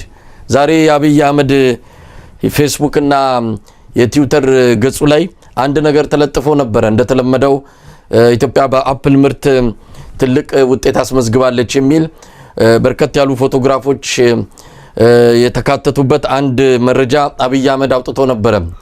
ወዲያውኑ በፎቶግራፉ ከሌላ ሀገር የተወሰደ መሆኑን ያው ይህንን ነገር እየተከታተሉ እግር በእግር የሚያጋልጡ ወገኖች አሉ። ሲያጋልጡ ጊዜ ወዲያው አብይ አህመድም ወጣና በፌስቡኩ ይቅርታ እጠይቃለሁ፣ ፎቶ በስተት ከክልሎች ሪፖርት በምንቀበልበት ጊዜ በዚህ ማለት የተፈጠረ ክፍተት ነው በሚል ስተቱን ወደ ክልሎች በማላከክ ፎቶግራፎቹን በማንሳት ይቅርታ ጠይቋል። ይቅርታ መጠየቁ አንድ ነገር ነው፣ ግን ምን ያህል ይሄ እንግዲህ ምናልባት ለምን ዛሬ ይህንን ደፍረው ይቅርታ እንደጠየቁበት አላቅም። ኢትዮጵያ እኮ ባለፉት 6 ዓመታት በጣም ዋሾ ቀጣፊ በሆነ ሰው ነው ስትመራ የቆየችው አሁንም ድረስ። ለነዚህ ሁሉ ውሸቶች መቼ ነው ይቅርታ የሚጠይቀው? ይሄ የአፕሉ አንድ ነገር ነው። እስቲ ለማንኛውም ከዛሬው ክስተት እንነሳ። ምን ነበር የተፈጠረው? እኔ አስተማሪ ነገር የዚህ የፉድ ሴኩሪቲ ጉዳይ ነው፣ የምግብ ዋስትና ጉዳይ ነው በትልቁ ያሳየኝ። ትልቁ ስዕል እሱ ነው የሆነብኝ። እነዚህ ሰዎች አንድ ፋሽን የያዙት አለ። አብይ አህመድን ተከትለው ነው ሁሉ የሚያደርጉት የሚመስለኝ። የክልል መስተዳድር በሙሉ ነው እና እነዚህ ሚኒስትሮች በሙሉ እርሻ ይለጥፋሉ። ይሄ የስንዴ ማሳ፣ የምግብ አይነት፣ የአትክልትና ፍራፍሬ በቃ ዝም ብሎ ማሳ ይለጥፋሉና በፎቶ ሊያጠግቡት እንደዚህ ህዝቡን በፎቶ ማጥገብ ባይን ጥገበው አይነት ነገር ፕሮፓጋንዳው ምንድነው? ምን ያስፈልጋል? መጀመሪያ ለምን ያስፈልጋል? አንድ ያውም ጠቅላይ ሚኒስትር እኮ ነው። ሌላው መቼም እንግዲህ ግብርና ውስጥ የሚሰሩ ኤክስፐርቶች ለምሳሌ ይሄ ኃላፊነት የተሰጣቸው ማለት ነው የአዝርዕት ምናምን ኤክስፐርቶች አሉ ምን አሉ አንድ ቦታ ይሄዱና ያንን ፎቶ አንስተው ስራዬ የደከምኩበት ከገበሬው ጋር እጅ ለእጅ ተያይዤ የሰራሁት ምናምን ሊሉ ይችላሉ። ግን በሚኒስቴር ደረጃ ያውም ጠቅላይ ሚኒስትሩ የሀገሪቱ መሪ ዝም ብለው አንድ 26 እንትኖችን ያንጠለጠለ አንድ አባ ምንድነው አፕል ማንጠልጠል እንደዚህ እና ደግሞ የተወሰነ ማሳ ማሳየቱ ምንድነው እነዚህ ሰዎች የሚጠቅማቸው ነው? ለማን ነው የሚያሳዩት? ለማን? ለኢትዮጵያ ሕዝብ ነው። ዓላማው መቼም መስለኝ እንግዲህ በምግብ ራሳችሁን ችላቸው እየቻልን ነው ችለናል ነው ይመስለኛል።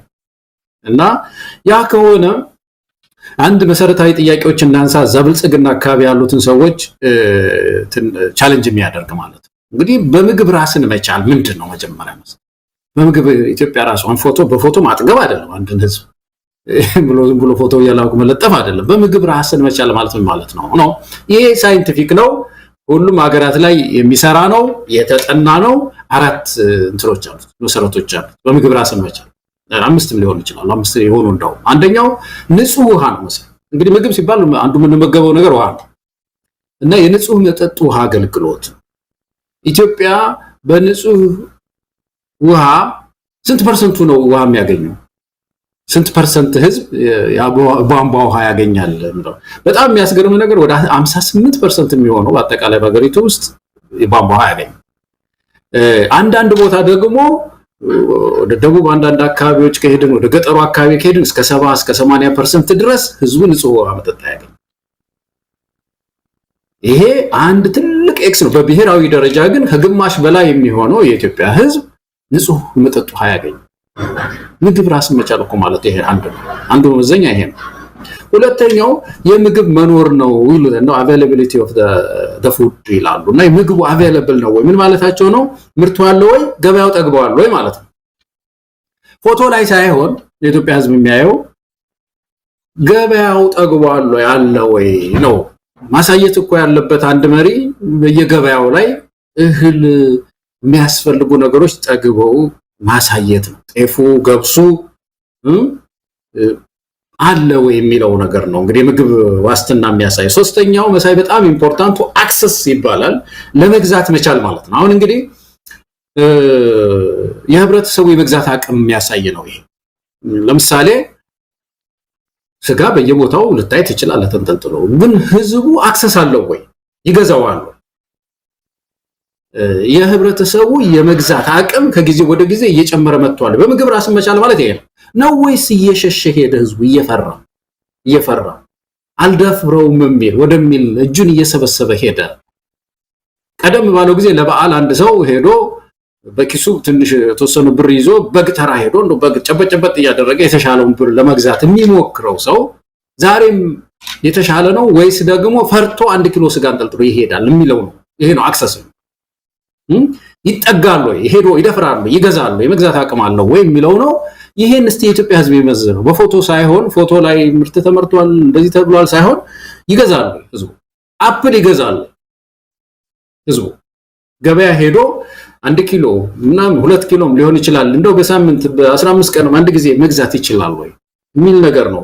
ቀጣይ ይሄ ነው። ሌላው ስቴቢሊቲ የሚሉት አላቸው። ቀጣይነት ዋጋው ሳይዋዥቅ ይቆያሉ የተወሰነ ጊዜ። የዳቦ ዋጋ ቁጭ ብሎ አለ ወይ ነው ወይስ እንደው ይጋልባል ልጓማቶ ይጋልባል? ይሄ ነው ምግብ ዋጋ ማን ነው የምግብ ዋስትና የሚባለው። ሌላው አጠቃቀም የሚለው ነው። እና በአጠቃላይ አጠቃቀም ሲባል እንግዲህ ምርቶቻችንን ማከም፣ በጎተራ ማስቀመጥ፣ በተለያዩ አግሪካልቸራል ኢንዱስትሪ ውስጥ ማሳለፍ፣ በቴብላችንም ላይ ደግሞ የተለያዩ ተመጣጣኝ ምግቦች መመገብ፣ ካሎሪ የሚባለው እያንዳንዱ ዜጋን ማግኘት የሚያጠቃልላል። እና ምግብ ራስ መቻል ይሄ ነው እንጂ ጠቅላይ ሚኒስትሩም የምክትሉ ደግሞ ማነው ለገሰ ማነው የምክትል ጠቅላይ ሚኒስትሩም ራሱ ዋና ስራው የቢሮ ስራው የስንዴ ማሳ መለጠፍ ዋና ስራቸው። የኮሙኒኬሽን ሚኒስትሩ ዋና ስራ የተለያዩ አዝርዕት አይነቶችን ማሳ መለጠፍ። በአይን አታጠጉ ኢትዮጵያ ህዝብ በአይን አይደለም የሚፈልገው ገበያው ውስጥ ይጥገብ ሰስተነብል ይሁን። ያ ነው በምግብ ራስን መቻል። እና የኔ ሰውየው እንትን ሳየው ከዚህ ከፎቶ ኪሳራው ባሻገር በተለይ ከምግብ ራስን ከመቻል አንፃር በዚህ ደረጃ የከሰረ ነው እንደው ሚለው ነው ያገለጣው። ይሄን ጉዳይ ሁሉ ጊዜ የምናነሳው ነው። ያው ምግብ ዋስትናን ማረጋገጥ በተመለከተ አብይ አህመድ በየመድረኩ ላይ የሚናገረው ነገር ነው። የምግብ ዋስትና ማረጋገጥ ችለናል፣ በምግብ ራሳችንን መቻል፣ በምግብ ዋስትና ማረጋገጥ ሁለቱ ራሳቸው የተለያዩ ኮንሰፕቶች ናቸው። እሱን እያደበላለቀም ቢሆን ሁሉ ጊዜ በመግለጫዎቹ በስብሰባዎች ላይ የሚያነሳው ነገር ነው። እንግዲህ አንተኮ ግድለም ፎቶን በመለጠፍ የውነት ፎቶ እንኳን ለጥፎም ቢሆን እንኳን አንድ ነገር ነው የውነት ፎቶ። አሁን ደግሞ አንተ የምትለውን ነገር እኮ የሚያሳዝን የሚያደርገው ደግሞ የለጠፈው ፎቶ ደግሞ የሌላ ሀገር ፎቶ ነው። ያ የሚባለውም ነገር የለም ማለት ነው።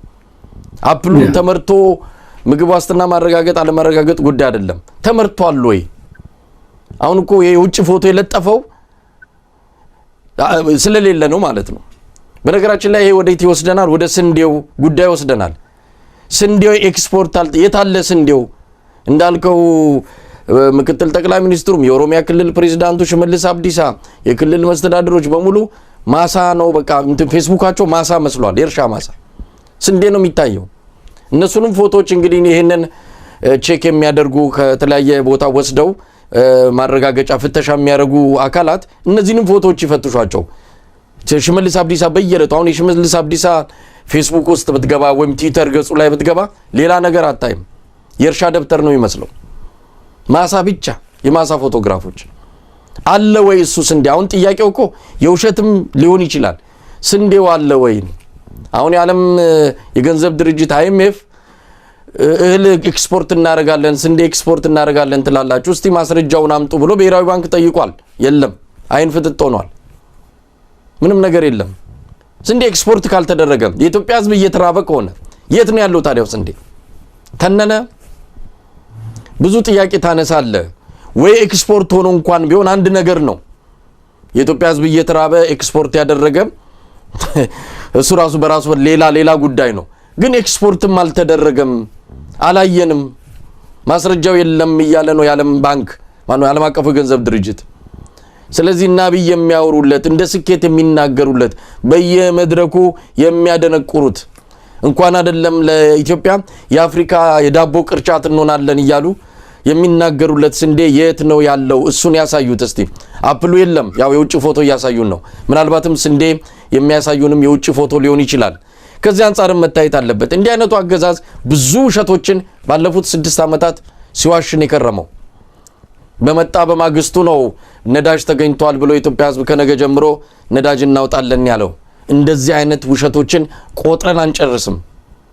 የሰሞኑቹ የድሮን አምርተናል፣ ጥይት ፋብሪካ ገንብተናል፣ እነሱም በደንብ ቢፈተሹ አሁን የዛ አካባቢ የሚሰሩ ሰዎችም መረጃዎችን እያወጡ ነው። ድሮኑንም በተመለከተ ጥይቱንም በተመለከተ እንደዚህ አይነት ውሸቶች የኢትዮጵያ ሕዝብ ቆጥሮ የሚጨርሰው አይደለም። ለነዚህ አብይ አህመድ መቼ ነው ይቅርታ የሚጠይቀው? ልክ ዛሬ ለአፕሉ ይቅርታ እንደጠየቀው ለማለት ያህል ነው ገለጣው። አንድ ምንድነው ይሄ መንግስት የከሰረ ስለከሰረ ይሄንን ፕራክቲካሊ ማለት ነው በተግባር የወደቀ መንግስት ስለሆነ እንደዚህ አይነት ማጭበርበሪያዎችን እንደሚጠቀም መዘንጋት የለብንም። እንደ ኔሽን ስለተራበ ምድሪቱ ረሃብ ላይ ስለወደቀች የምግብ ዋስትና መሰረቶቻችን ስለተናጉ ይሄን ይለጥፋሉ መሰለኝ። ጠግቧል ለማለት እኮ ነው። ያልጠገበውን ህዝብ ጠግቧል ብለው ይለጥፉበታል። በእነሱ ቤት ይሄ ያግዛል። ይሄ ያለውን ሪያሊቲ ሊሸፍን ይችላል የሚል ህፍረት መከናነ ምንድነው ይሄ መሸፈኛ እንትን አድርገውታል ፎቶ እንጂ በእውነት የሰራ ሰው እንደዚህ ያደርግም ነበር። ገበያው ከጠገበ ፎቶ አይለጥፍም መሳይ ተግባሩ ስለሚናገር ምን መለጠፍ ያስፈልገዋል?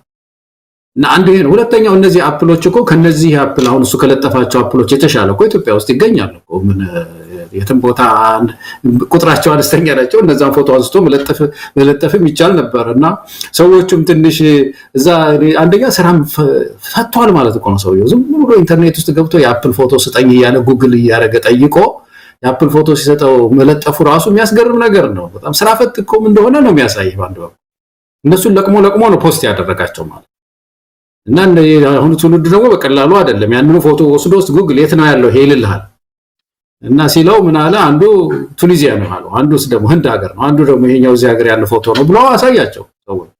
ከዛ በኋላ ፈርቶ እንግዲህ አይ ተሳስተነ ይቅርታ ምናምን ነገር የሚል ለጥፏልና ምን ለማለት ፈልጌ ነው መሳይ ትልቁ መልእክት ለማስተላለፍ የሚፈልጉት እነዚህ ሰዎች ድርቁ እና ይሄ የምግብ ራሳችንን የመቻላችን ጉዳይ በየጊዜው ችግር ውስጥ እየገባ እንደሆነ እነሱም ስለሚያዩት ያንን ፍርሃት መሸፈኛ ሊሆነን ይችላል ብለው ፎቶ ልጠፋ ላይ ተጥደዋል እና ያ ነው የስንዴ ጉዳይ። ኤክስፖርት ውሸት ነው፣ ቶታሊ ውሸት ነው መሰለኝ።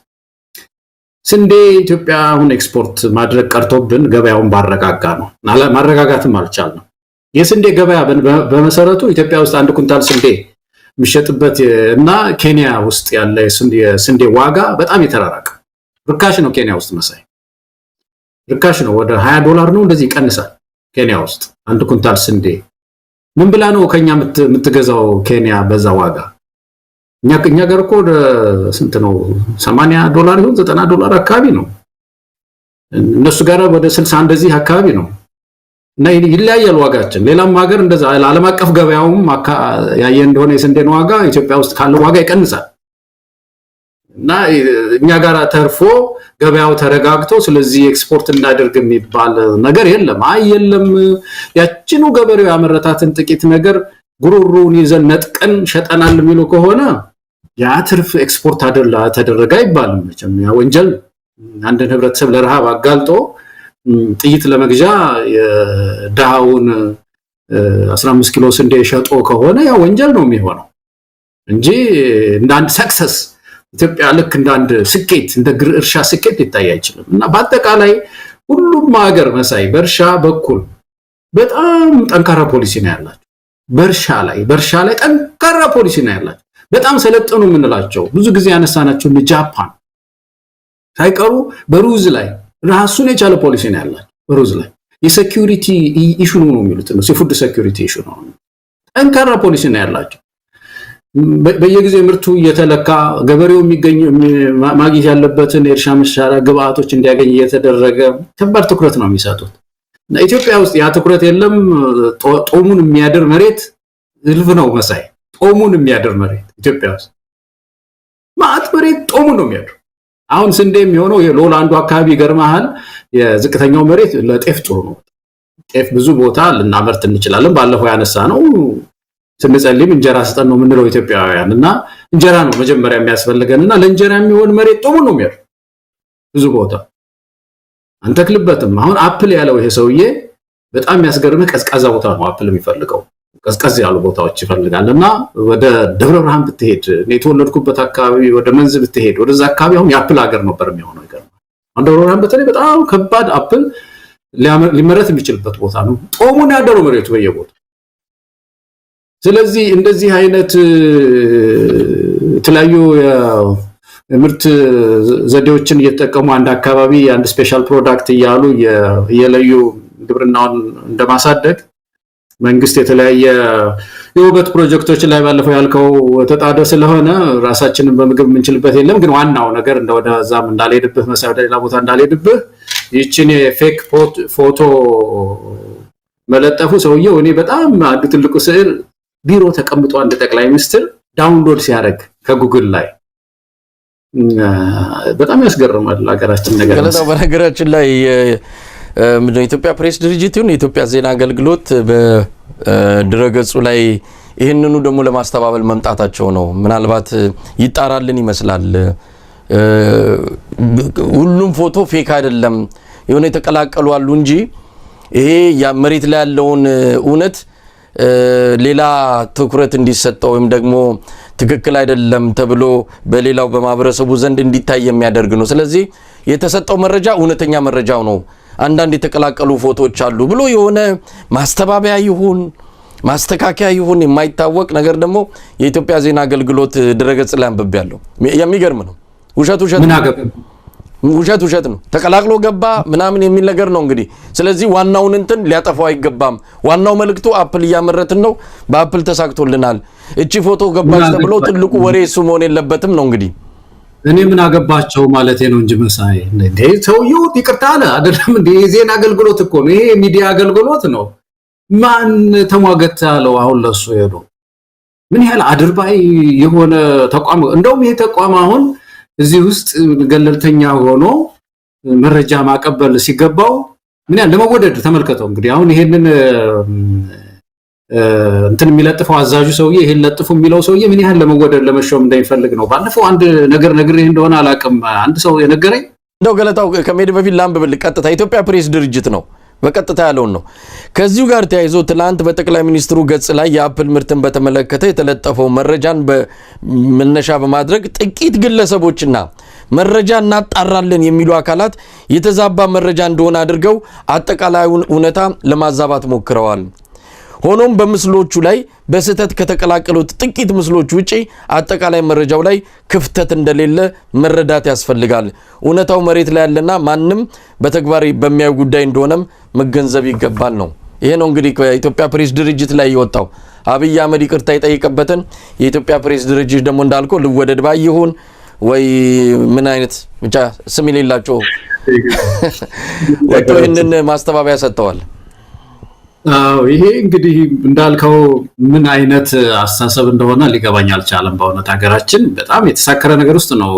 ብዙ ሰዎች ጥሩ ያልሆነ ቁመና ያላቸው ሰዎች አመራር ቦታዎችን ይዘዋል። በተለይ ሚዲያውን የሚመሩ ሰዎች እንደዚህ አይነት አደርባይነት ጥሩ አይደለም። ባለፈው ላነሳልህ የነበረው አንድ ሰው ሲነግረኝ አንስተነዋል ይመስለኛል። ጉብኝት እንጎበኛለን አለ እና የተለያዩ ተቋማትን ይሄ አርቲፊሻል ኢንተለጀንስ ምናምን የሚባሉ በቃ አሉ አይደለም ተቋማት እየዞርን እንጎበኛለን አለና ስንጎበኝ አስጎብኚዎቹ የሚናገሩት ጠቅላይ ሚኒስትሩ እያሉ ነው አለ። በቃ በጠቅላይ ሚኒስትሩ ሐሳብ አመንጭነት ጠቅላይ ሚኒስትሩ እንደዚህ ባሉት መሰረት አንዳንድ ደግሞ የጠቀሷቸው ጥቅሶች አሉ። ጠቅላይ ሚኒስትሩ በአንድ ወቅት እንደዚህ ያሉ ምናምን እያሉ ይላሉ አለና አንዱ ከኛ ከምንጎበኘው መካከል አንዱ ወጣት ምን አላለ በየቦታው ስዞር ጠቅላይ ሚኒስትሩ ነው የሚባለው እና እስቲ የእናንተን ንገሩን። እናንተ እንደ ተቋም ምንድነው የምትሰሩት? አላማችሁ ቪዥናችሁ ምንድነው? እዛ ላይ አተኩሩ እና ይሄ 10 ጊዜ ጠቅላይ ሚኒስትሩ የሚለው ነገር ተቋሙን እንዳና ያደረገን አለ ጥያቄ ነው ያቀረበው። እና ይሄ ሰው ገለጻ የሚያደርገው ሰውዬ ሌላ ይሄንን እንትን ኢግኖር አደረገዋል ይሄንን መልስና ሌሎች ጥያቄዎችን ከመለሰ በኋላ መጨረሻ ላይ አንተ ወንድሜ ጠቅላይ ሚኒስትሩ 10 ጊዜ አትበላልከኝ አይደለም አለያ 100 ጊዜ ጠቅላይ ሚኒስትሩ ላለው ወንድሜ አለኛ አለ። አንተ አልጠግበውም ጠቅላይ ሚኒስትሩ ብዬ አልጠግብም የኔ ወንድም አለኛ አለዋል። እንደነዚህ አይነት ሰዎች ናቸው ያ ተቋም እየመሩ ያሉት እና ይሄም የኢትዮጵያ ፕሬስ ኤጀንሲም ማገባ ውስጥ ያለው ጥልቅ ውለታ አለመዋል ነው እንግዲህና አንድ ተቋም በተለይ ፕሬስ ኤጀንሲ በዚህ ላይ ገለታው አብይም በጣም ይፈልጋል። እንደውም እኔ ከሱ በመጣ ትዕዛዝም ይመስለኛል ይሄ በጠቅላይ ሚኒስትሩ ሐሳብ አመንጭነት በየቦታው በየዜናው ላይ ኢየሱስ ስም እንዲገባ በማድረግ ረገድ አንዳንድ ጊዜ እነዛም ወደው አይደለም ሰውየው ስለሚፈልገው ነው። በጣም ይፈልጋል በየቦታው ስሙ እንዲነሳ በየቦታው አሻራውን መትከል ይፈልጋል። ታስታውስ እንደሆነ አዲስ አበባ ያሉ የብልጽግና የክፍለ ከተማ የብልጽግና አመራሮች የአንድ ጊዜ የግምገማ ሰነዱ ላይ ግምገማ የተደረጉበት ነጥብ ምን ያህል የጠቅላይ ሚኒስትሩንና የአዳነች አቤቤን ትዊተርና ፌስቡክ ላይክ ታረጋላችሁ ሼር ታረጋላችሁ ነው። እሱ ነው ግምገማ ነጥቡ።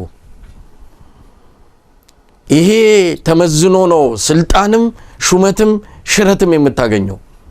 ስለዚህ ይፈልገዋል ወደው አይደለም። ያው ማጎንበስ የብልጽግና እንትኖች ባህሪ ቢሆንም ሰውየው የሚፈልገው ስለሆነ ሰውየው የሚፈልገውን ያደርጉለታል። ማጎንበስ አጎንበሰ። እኔ በነገራችን ላይ እዛ በነበርን ጊዜ አንድ ያየሁት ነገር ሁሉም ስሙን ሲጠሩት አለቃ ብለው ነው የሚጠሩት። አለቃችን አለቃ እንደዚህ ብሎ አለቃ። በጣም ይሄ የአንድ ጠቅላይ ሚኒስትርና የበታች ሰራተኛ አይነት ግንኙነት አይደለም። የንጉስና የሎሌ እንደ ንግስና ነው የሚያዩት። ንጉስ የተቀባ ንጉስ። ስለዚህ ይፈሩታል። ሚኒስትሩ ይፈራዋል። ሁሉም ነው የሚፈራው። ሰውየው ደግሞ ይቀጣል። በጣም በሚገርም ሁኔታ ይቀጣል፣ ያሳድዳል። ካሜራዎችን ቤት መኪና ላይ ብዙ ቦታ ነው የሚገጥመው። እያንዳንዷን እንቅስቃሴ ይቆጣጠራል። ስለዚህ አንዳንዴ ወደው አይደለም የሚናገር ባይኖርም እንኳን ይላሉ ይደርሷል ብለው ስለሚያስቡ። ስለዚህ ወደው አይደለም አንዳንዴ። በጣም ያሳዝናል።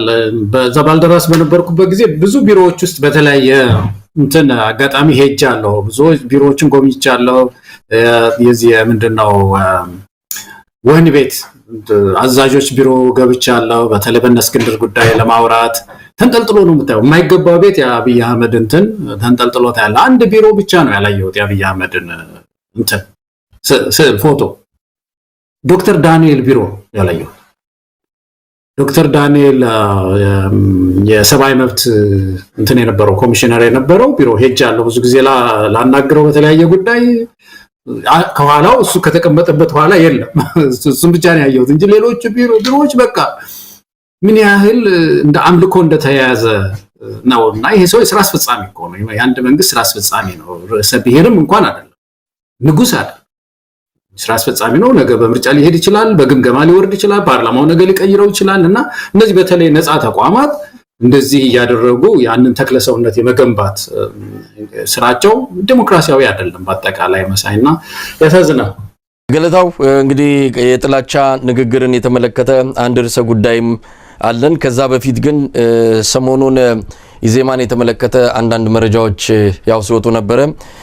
ሪፖርተር ዛሬ ያወጣውን አንድ መረጃ ፕሮፌሰር ብርሃኑ ነጋ የኢዜማ መሪ የተናገሩትን ነው። ኢዜማ ለቅቡልነት መታገል ያለብኝ አሁን ነው አለ ይላል ርዕሱ ነው። የኢትዮጵያ ዜጎች ለማህበራዊ ፍትህ ኢዜማ ፓርቲ መሪ ብርሃኑ ነጋ ፓርቲያቸው ለቅቡልነት መታገል ያለበት አሁን መሆኑን ተናገሩ ነው። የኢትዮጵያ ፖለቲካ አርቆ ከሚመለከት ተሻጋሪ ከሆኑ ግቦች ይልቅ በአጭር ጊዜ እይታዎች ላይ መጠመዱ የተናገሩት መሪው ይሄ አርቆ ያለመመልከት ችግር ደግሞ ፓርቲያቸውን በውስጡ ሲንጠው እንደቆየ ገልጸዋል። ዘለቄታዊና ረጅም ጊዜ የሚቆይ ሐሳብና ስትራቴጂ ይዞ መምጣት የፓርቲው መሰረታዊ ግብ መሆኑን በመጠቆም ይህን በግልጽ ማበጀቱን ጠቅሰው ሁለተኛና ቀጥሎ የሚመጣው ላሉት ለቅቡልነት መታገያ ጊዜ አሁን መሆኑን ገልጸዋል ነው የሚለው። ብርሃኑ ነጋ ሰሞኑን የፓርቲው ስብሰባ ተከናውኖ የተናገረውን በመጥቀስ ነው እንግዲህ ኢዜማ መግለጫ አውጥቷል። ለሌሎች የኢትዮጵያ ኃይሎች በተለይ ብረት ላነሱም ምክሩን ለግሷል። ምክር የለገሰበት መግለጫው ላይ እንዳለው ከሆነ መሳሪያችሁን አስቀምጡ፣ ምንም የምታመጡት ለውጥ የለም፣ ብታመጡ እንኳን ጤናማ ኢትዮጵያ አትሆንም፣ ይልቅስ መሳሪያችሁን አስቀምጣችሁ በዚህ በሀገራዊ ምክክር ኮሚሽኑ ሂደት ውስጥ ገብታችሁ ድርሻችሁን አበርክቱ የሚል ምክር መክሯል። እንግዲህ ለአቅመ ምክርም የደረሰ ፓርቲ መሆኑን ያሳየበት መግለጫ ነው። ለማንኛውም ለቅቡልነት ነው ከዚህ በኋላ ምንታገለው አለ። ምንድነው ቅቡልነት? በራሱ ኢዜማ ማን ነው? ምንድነው? ስለ ኢዜማ እስቲ ትንሽ ነገር እንበል። በእርግጥ የሚገባው ነው ብለን አይደለም። ኢዜማ ሰው እንክንትፍ ብሎ የተተፋ ፓርቲ ነው። እውነት ለመናገር ብልጽግና አንደኛውን ይሻላል። አንደኛውን የመንግስት ትርጉም ያለው የመንግስት ስልጣን ይዘው ህዝብ እየጨቆነ ነው። እነዚህ ወይ ስልጣን አልያዙ ግን እየታከኩ ምንጣፍ እየጎተቱ ለስርዓቱ ደንበኛ አገልጋይ ሆነው ነገር ግን ነፃና ለኢትዮጵያ ህዝብ የሚያስብ ተቀናቃኝ ፓርቲ ለመሆን ደግሞ ይመጣሉ በእንደዚህ አይነት መግለጫዎች። ገለታው እንዴት አየው? ያ መቼም የመደራጀት መብት ድርጅትም የግለሰቦችን መብት መሳይም እኔም በጣም ነው የምናከብረው። በእርግጠኝነት መብታቸው ማለት ነው። አንድ ፓርቲ ተሰብስቦ መግለጫ ማውጣት ሀሳቡ መግለጽ መብቱ ነው። እኛም መተቸት ደግሞ መብታችን ነው። የምንተችባቸውን የሰሉ አቅጣጫዎች ደግሞ ማሳየትን ደግሞ ተገቢ ነው። በተለይ ህብረተሰቡን ማንቃት ስላለብን ይመስለኛል። ይሄ ሌጂቲሜሲ የሚባለው መቼም ቅቡልነት አይ ቲንክ ጥሩ ቃል ሳይሆን አይቀርም። መሳይ ሌጂቲሜሲ ይባላል። በሌላ ሀገር ኢንዲኬተርስ አሉት፣ መለኪያዎች አሉት።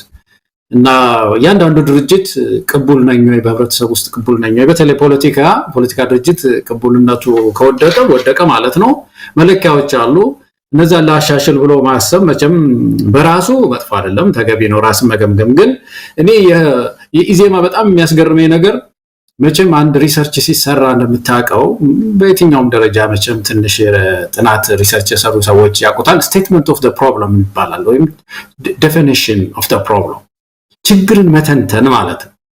ስቴት ማድረግ ችግሩ ምንድነው ችግሩ የሚለውን ማጥናት ያስፈልጋል። አሁን የእነ ዶክተር ብርሃኑ የችግር ትንተና ህወሓት ላይ ያለ ትንተና መቼም የሰላ ነው በጣም። በሰብአዊ መብት ህወሓትን ይከሱታል፣ በአገር አለመረጋጋት ይከሱታል፣ በመዓት ነገር መቼም አፈር ነው የሚያበሉት። ብልጽግናን ላይ ያለው ኢዜማ ስቴትመንት ኦፍ ዘ ፕሮብለም ደግሞ ያስገርምሃል በጣም። የሚያወጣቸው መግለጫዎች አንዳንድ ልስልስ ያሉ መግለጫዎች ስታይ ለምንድን ነው የሚፈሩት? ለምንድን ነው ችግሩን በደንብ የማይገልጹት? መቼም ችግሩን በደንብ ስቴት ማድረግ የዚህን ችግር ድክመት፣ የዚህ መንግስት ድክመት፣ የዚህን መንግስት የዲሞክራሲ ዴፊሲት ውልቅልቅ አድርገው ለማሳየት ሲደፍሩ አታይም። እና ይሄ ነው ህብረተሰቡ ያበሰለው መሳይ። ኢዜማን ሌጂቲሜሲ ወይ ያሳጣው አንዱ ትልቁ ነገር የሀገሪቱን ችግር በልኩ አይገልጽም። ህወሓት ላይ ብቻ ጥላቻ፣ በቃ ህወሓት ላይ ደንበኛ ጥላቻ አለው። ከመንግስት ጋር በጦርነቱም በምንም አብሮ የሚቆም ነው። እዛ ላይ ያለው ጥላቻ ልክ የለውም፣ ከልክም አለፍ ይላል፣ ከመንግስትም አለፍ ይላል። በዚህ በዲሞክራሲ ጉዳይ ላይ በህዝብን ኢምፓወር በማድረግ ጉዳይ ላይ አሁን የኢዜማ ትልቁ ትግል የስልጣን መቀራመት ነው። የማዕከላዊ ስልጣን ላይ ኢዜማ የተወሰነው እንትን ማግኘት። ዶክተር ብርሃኑ አሁን አግኝቷል፣ ሌላ እንዲጨመር ነው የሚፈልጉት። የተወሰኑ 1 3 4 5 ከገቡ ይረካል። በቃ ህዝብን ኢምፓወር ማድረግ ላይ አይደለም ትግላቸው።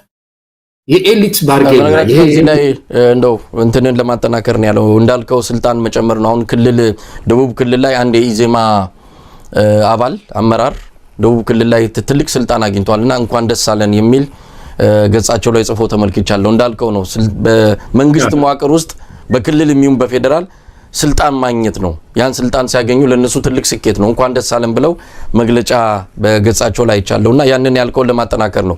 በየቦታው ስልጣን ሹመት ማግኘት የብልጽግና የኢዜማ የመጨረሻ ግብ ይመስላል አሁን ከምናየው። ያ ነው። አሁን ኢትዮጵያ ውስጥ ያሉ ፓርቲዎች በተለያየ መንገድ ይገለጻሉ። ከዚህ አሰላለፍ አንዳንዶቹ ህዝብን ኢምፓወር ማድረግ መቻል አለብን፣ ምርጫ መካሄድ አለበት ማለት ነው። ተካሂዶ ሽግግር ጊዜ ይምጣ ምናምን የሚለው ሐሳብ አሁን ህዝብ ራሱ የስልጣን ባለቤት መሆን አለበት ነው። የተወሰኑ ደግሞ የስልጣን ምክክር ነው ማድረግ የሚፈልጉት። አስገቡን ነው የተወሰነ መንገድ አስገቡን። አሁን ኦፌኮም አሁን የያዘው አቅጣጫ እንደዛ ነው የሚመስለው። እነዚህ የተወሰኑ ፓርቲዎች የተወሰኑ ወንበር ካገኙ በቃ እኛ ተመካክረን ከመንግስት ጋር ሆነን ተመካክረን ችግር እንፈታለን የሚል ሐሳብ ነው ያላቸው እና ኢዜማም እንደዚህ አይነት አካሄድ ነው ያለውና ይሄ ከህብረተሰብ ድጋፍ ጨርሶ አባሮታል፣ አስወጥቶታል፣ ለጥፎታል። ከኢዜማ ጋር ከብልጽግና ጋር ወስዶ ለጥፎታልና እኔ ይሄ ፓርቲ አብሮ የሚደቆስ ነው ይመስለኝ ከብልጽግና ጋር አብሮ የሚደቆስ ነው። በቀላሉም ታጥቦ የሚጸዳም አይመስለኝም። አበላሽተውታል። እና ዶክተር ብርሃኑ ከፖለቲክስ ውጭም የሆኑ ነገሮች ሲናገሩ የነበሩ ናቸው። ተቀናቃኛቸውን አንድ ፓርቲ ሆኖ ማኒፌስቶ አውጥቶ ፖሊሲ አውጥቶ የተሻለ አማራጭ ይዤልህ መጥቻለሁ፣ ህዝብ ሆይ፣ ኢትዮጵያዊ ሆይ፣ እኔ የተሻለ ነገር አለኝ ማለት ሲገባው እኛ ፓርቲ ሆነናል ግን አብይ የተሻለ ነው ከኔ እያሉ ደግሞ መዋጮ የኢዜማ አባላት አዋጡ ፓርቲ አቋቁመናል፣ ለጊዜው የያዘው ይቀጥል፣ እኛ ዝም ብለን አጨብጫቢ ሆነን እንቀጥል የሚለው ነገር ከመድበለ ፓርቲ ስርዓት የወጣ ነው በአጠቃላይ መሳይ እና ይሄ መሰረቱን ራሱ አበላሽተውታል። የኢዜማን መሰረት ፍልሰቱም የምናውቀው ነው። በጣም ብዙ ሰው ለቋልና እኔ መንግስት ድጋፍ ስላለው ፋይናንስ ስላለው ጥሩ ቢሮዎች ስላሉት የተወሰኑ አለው ይላል ሚዲያ እንደልቡ ስለሚያገኝ እንጂ እኔ ቁመናም ያለውም አይመስለኝም። ፓርቲው በአጠቃላይ በኢዜማ ላይ ያለኝ እንትን ይሄ ነው መሰለኝ። ገለታው ኢዜማ እንዳልከው በኢትዮጵያ ውስጥ ካሉት ጽህፈት ቤቶች ውስጥ አሁን የቀሩት አዲስ አበባ ላይ ያሉት 4 ናቸው። 3 ከነዛም ውስጥ አንደኛው ዋናው ጽህፈት ቤቱ እዛ መስቀል አደባባይ ስቴዲየም ጋር የሚገኘው ዋናው መስሪያ ቤቱ ነው። እሱንም የቢሮ ኪራይ መክፈል እንዳልቻለና ምናልባት ያው የመንግስት ድጋፍ ነው በመንግስት ድጋፍ ነው አንዳንድ እንቅስቃሴዎቹን የሚያደርገውና የመንግስት ድጋፍ ከነጠፈ ሁሉም ጽፈት ቤቶቹ አዲስ አበባ የቀሩት 2-3ቱም ሊዘጉ እንደሚችሉ ነው ያው እንዳልከው ነው በመንግስት ድጋፍ ነው መዋቅር ውስጥ ገብቷል በቅርቡ ከፓርቲው ተለይታ ወደ ውጭ ሀገር ተኮበለለች አለች የቅድስት የምትባል የሴቶች ጉዳይ ኃላፊ መሰለችኝ እሷ እንደዚሁ በተለያየ አጋጣሚ የተናገረችውንም ሰምቻለሁ ፓርቲው ምን አይነት የብልጽግና ምንድነው ኮቴ ሆኖ እየሰራ የሚገኝ መሆኑን ነው የገለጸችው አሁን መሰስ ብሎ ገብቷል መዋቅሩ የብልጽግና ምንድነው የብሔራዊና መረጃ ደህንነት ሰዎች ገብተው ፓርቲው የሚዘውሩት እነሱ ናቸው ሁለቱ ዛ ብላን ነው ሶስት ሰዎች ናቸው አሁን አክቲቭሊ እየሰሩ ያሉት ብልጽግና ላይ ብርሃኑ ነጋ ግርማ ሰይፉና አርኪቴክት ዮሐንስ የሚባሉት እነዚህ ሶስቱ ናቸው በነገራችን ላይ በተለይ ስለ ሁለቱ ሌላ ጊዜ ስብናቸውንም በተመለከተ መረጃዎች እየመጡልን ነው በሰፊው እንሄድበታለን አርኪቴክት ዮሐንስ የሚባለውና ይሄ ማን ነው ግርማ ሰይፉ የሚባለው ሰውየን ነገር ግን ፓርቲው በተመለከተ አሁን የጀመረው ነገር ትንሽ መስመሩንም የሳተ ነው አሁን ብልጽግና መንደር አይተ እንደሆነ ስለ ምርጫ ገና ወሬውንም በደንብ አፋቸው ላይ ያመላለሱ አይደለም አሁን ዋና ምርጫ የሚቀጥለው ምርጫ ላይ እንሳተፋለን በምርጫ አጀንዳውን ወደፊት ያመጣው ነው ብልጽግና ማን ነው ኢዜማ አሁን እኮ ስማቸውም የቀያየር መጠቀም ጀመርን አንድ አይነት ስለሆኑ ሰሞኑን አንድ ሚዲያ ላይ ቀርቦ ነበር ፕሮፌሰር ብርሃኑ ነጋና ጋዜጠኛው የጠየቀው ጥያቄ ጥሩ ጥያቄ ነው ለምን አትቀላቀሉም ነው ያላቸው ለምን እንዲዛዚ ከማለት ለምን ከብልጽግና ጋር አትዋሃዱም አላቸው መሆን ያለበት ነው ይዋሃዱና አንድ ሆኖ ይምጡ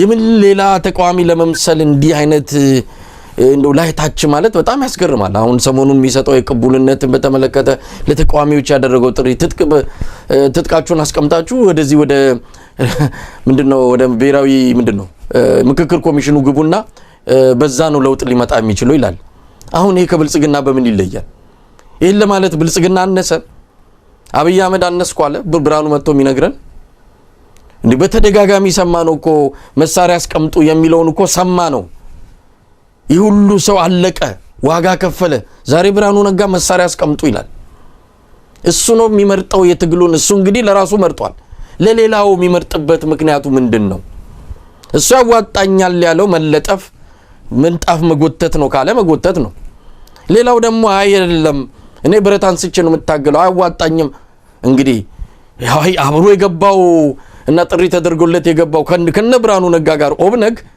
በፍጹም ብሎ ውሉን አፍርሶ ሌላ አቋም ላይ ነው ያለው ሌሎችም እንደዚሁ የገቡት እንኳን እየወጡ ባለበት ሰዓት ላይ ብርሃኑ ነጋ መሳሪያችሁን አስቀምጣችሁ ያብይ ድግስ ላይ ታደሙ የሚለው ነገር ትንሽ ሞራልም እያጣ የመጣ ፓርቲ ነው በርግጥ ሞራል ካጣ ቆይቷል አሁን መስመሩን ቀይ መስመሩን እያለፈ እንደው የሰውን ስሜትም እየተፈታተነ ያለበት ሁኔታ ነውና እስቲ ምን ማለት ይቻላል እንደው ስለ ብልጽግና የና አጀንዳም ከፍተን ጊዜ መውሰድም አልነበረብንም ማን ነው ስለ ኢዜማ ማለት አይ ቲንክ በዚህ ጉዳይ ላይ መነጋገራችን ጥሩ ነው ተገቢ ነው ኢዜማንም በሚመለከት መነጋገር አስፈላጊ ነው በተቻለ መጠን ስርዓቱ ይቆይ ዘንድ አንድ ደጋፊ ኃይል ሆኖ ስለሚታይ መጋለጥ አለበት የፓርቲ ብዬ ስለማምን ነው በመጀመሪያ ስለዚህ ስለ ቢሮ ስለ ጥቅም ስታነሳ አንድ ማቃውን ታሪክ ልንገርህ እዛ ባልደራስ በነበርኩበት ጊዜ እንግዲህ ለኢዜማ ያ ቢሮ ሲሰጠው ትልቅ ቢሮ ነው እንደምታውቀው የአደጋ መከላከልና ምናምን ቢሮ የነበረ ነው እና ትልቅ ቢሮ ሲሰጠው እኔ የነበርኩበት ፓርቲም ባልደራስ ጠየቀ እኛ የእንጀራ ልጆች ነን ወይ ፓርቲ ነንና ወይ ስጡን ብለን ደብዳቤ ጽፌ ሄድኩ እና ሲሄድ አይቻልም አሉ እኛ ምን ሰጥበት እንትን ለኢዜማ ለምን ሰጣችሁት የሚል ክርክር አነሳልና የሚሰጠን ጠፋ ዞሮ በጣም የሚያስገርምህ ነገር የባልደራስ ጽፈት ቤት አዲስ አበባ ውስጥ ያለ የባልደራስ ጽፈት ቤት በኔ ስም ነበር ኪራይ የተከራየ በኔ በግለሰብ መከራ ያሳዩን አላስወጣ አላስገባውን ብሎን ከባለ ህንጻዋ ጋር ተነጋግሬ በኔ ስም ተከራይተን መንግስትም ያቀው በኔ ስም ነበር ለግለሰብ ሰው አንድ ጊዜ የመጡ ያስጨንቁኝ ነበር እዛ ሰው ተሰብስቦበታል የግለሰብ ነው ምናምን ቢሮ ነው ተብሎ የተባለ መከራናይ ነበርና እንደዚህ ያደረጉ የሚያቃወማቸውን የሚደቁሱበት ትንሽ ደግሞ ለመንግስት ቀረቤታ ላለው ደግሞ the best ቢሮ ከነ ፈርኒቸሩ የሚሰጡባት ምድር ናት እንደዚህ አይነት ምድር ናትና ኢዜማ እንደዚህ ይችን ጉቦ ነው ያገኘው ማለት ነው ስለሚደግፍ ከመንግስት ስለሚደግፍ ነው ያንን ጥሩ እንትን አግኝቶ የነበረው። እንግዲህ ምርጫን በሚመለከት መሳይ እኔ በአጠቃላይ እንደ ኢትዮጵያ ህዝብ ምርጫ ሲቆጠር ሁሉ ያሳዝነኛል መሳይ፣ በጣም አዝናለሁ። ኢትዮጵያን የሚያክል ትልቅ ሀገር 6ኛ ምርጫ ይባላል። አሁን 6ኛ ምርጫ ነው ባለፈው የተደረገው።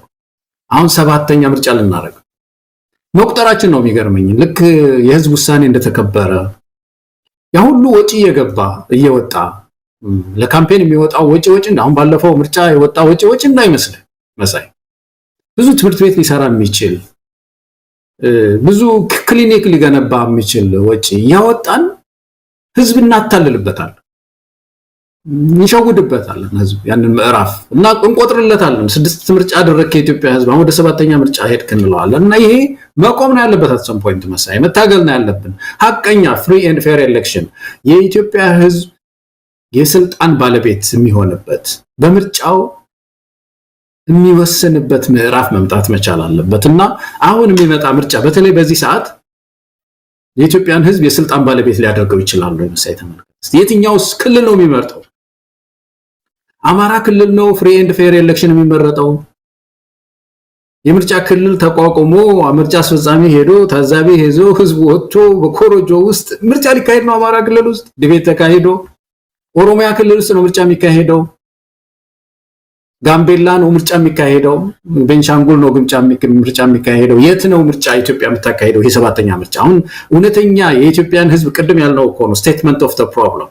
የሀገሪቱን ችግር የተነተነ ፓርቲ ምርጫ ተስፋ ነው ብሎ ህዝብን ይዋሻል።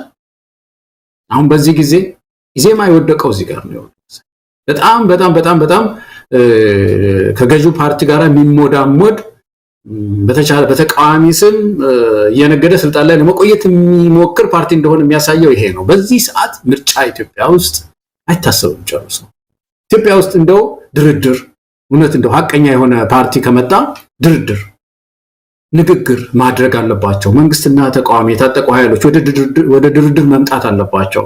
መጀመሪያ ሰላም ይስፈን፣ የፖለቲካ መረጋጋት ይምጣ፣ ከዛ ወደ ምርጫ እንሄድ ነው የሚባለው እንጂ በዚህ እሳት ውስጥ ምርጫ ተስፋ እናደርጋለን ሌሎቻችሁም እጃችሁን ስጡ የሚለው ከብልጽግና ያለፈ የተላለፈ ድፍረት ነው በተለይ የታጠቁ ኃይሎች። እና ይሄ ፓርቲ መሳይ ከብልጽግና በላይ እንዳልከው ህብረተሰብን በጣም የሚያበሳጭ ፓርቲ ሆኗል።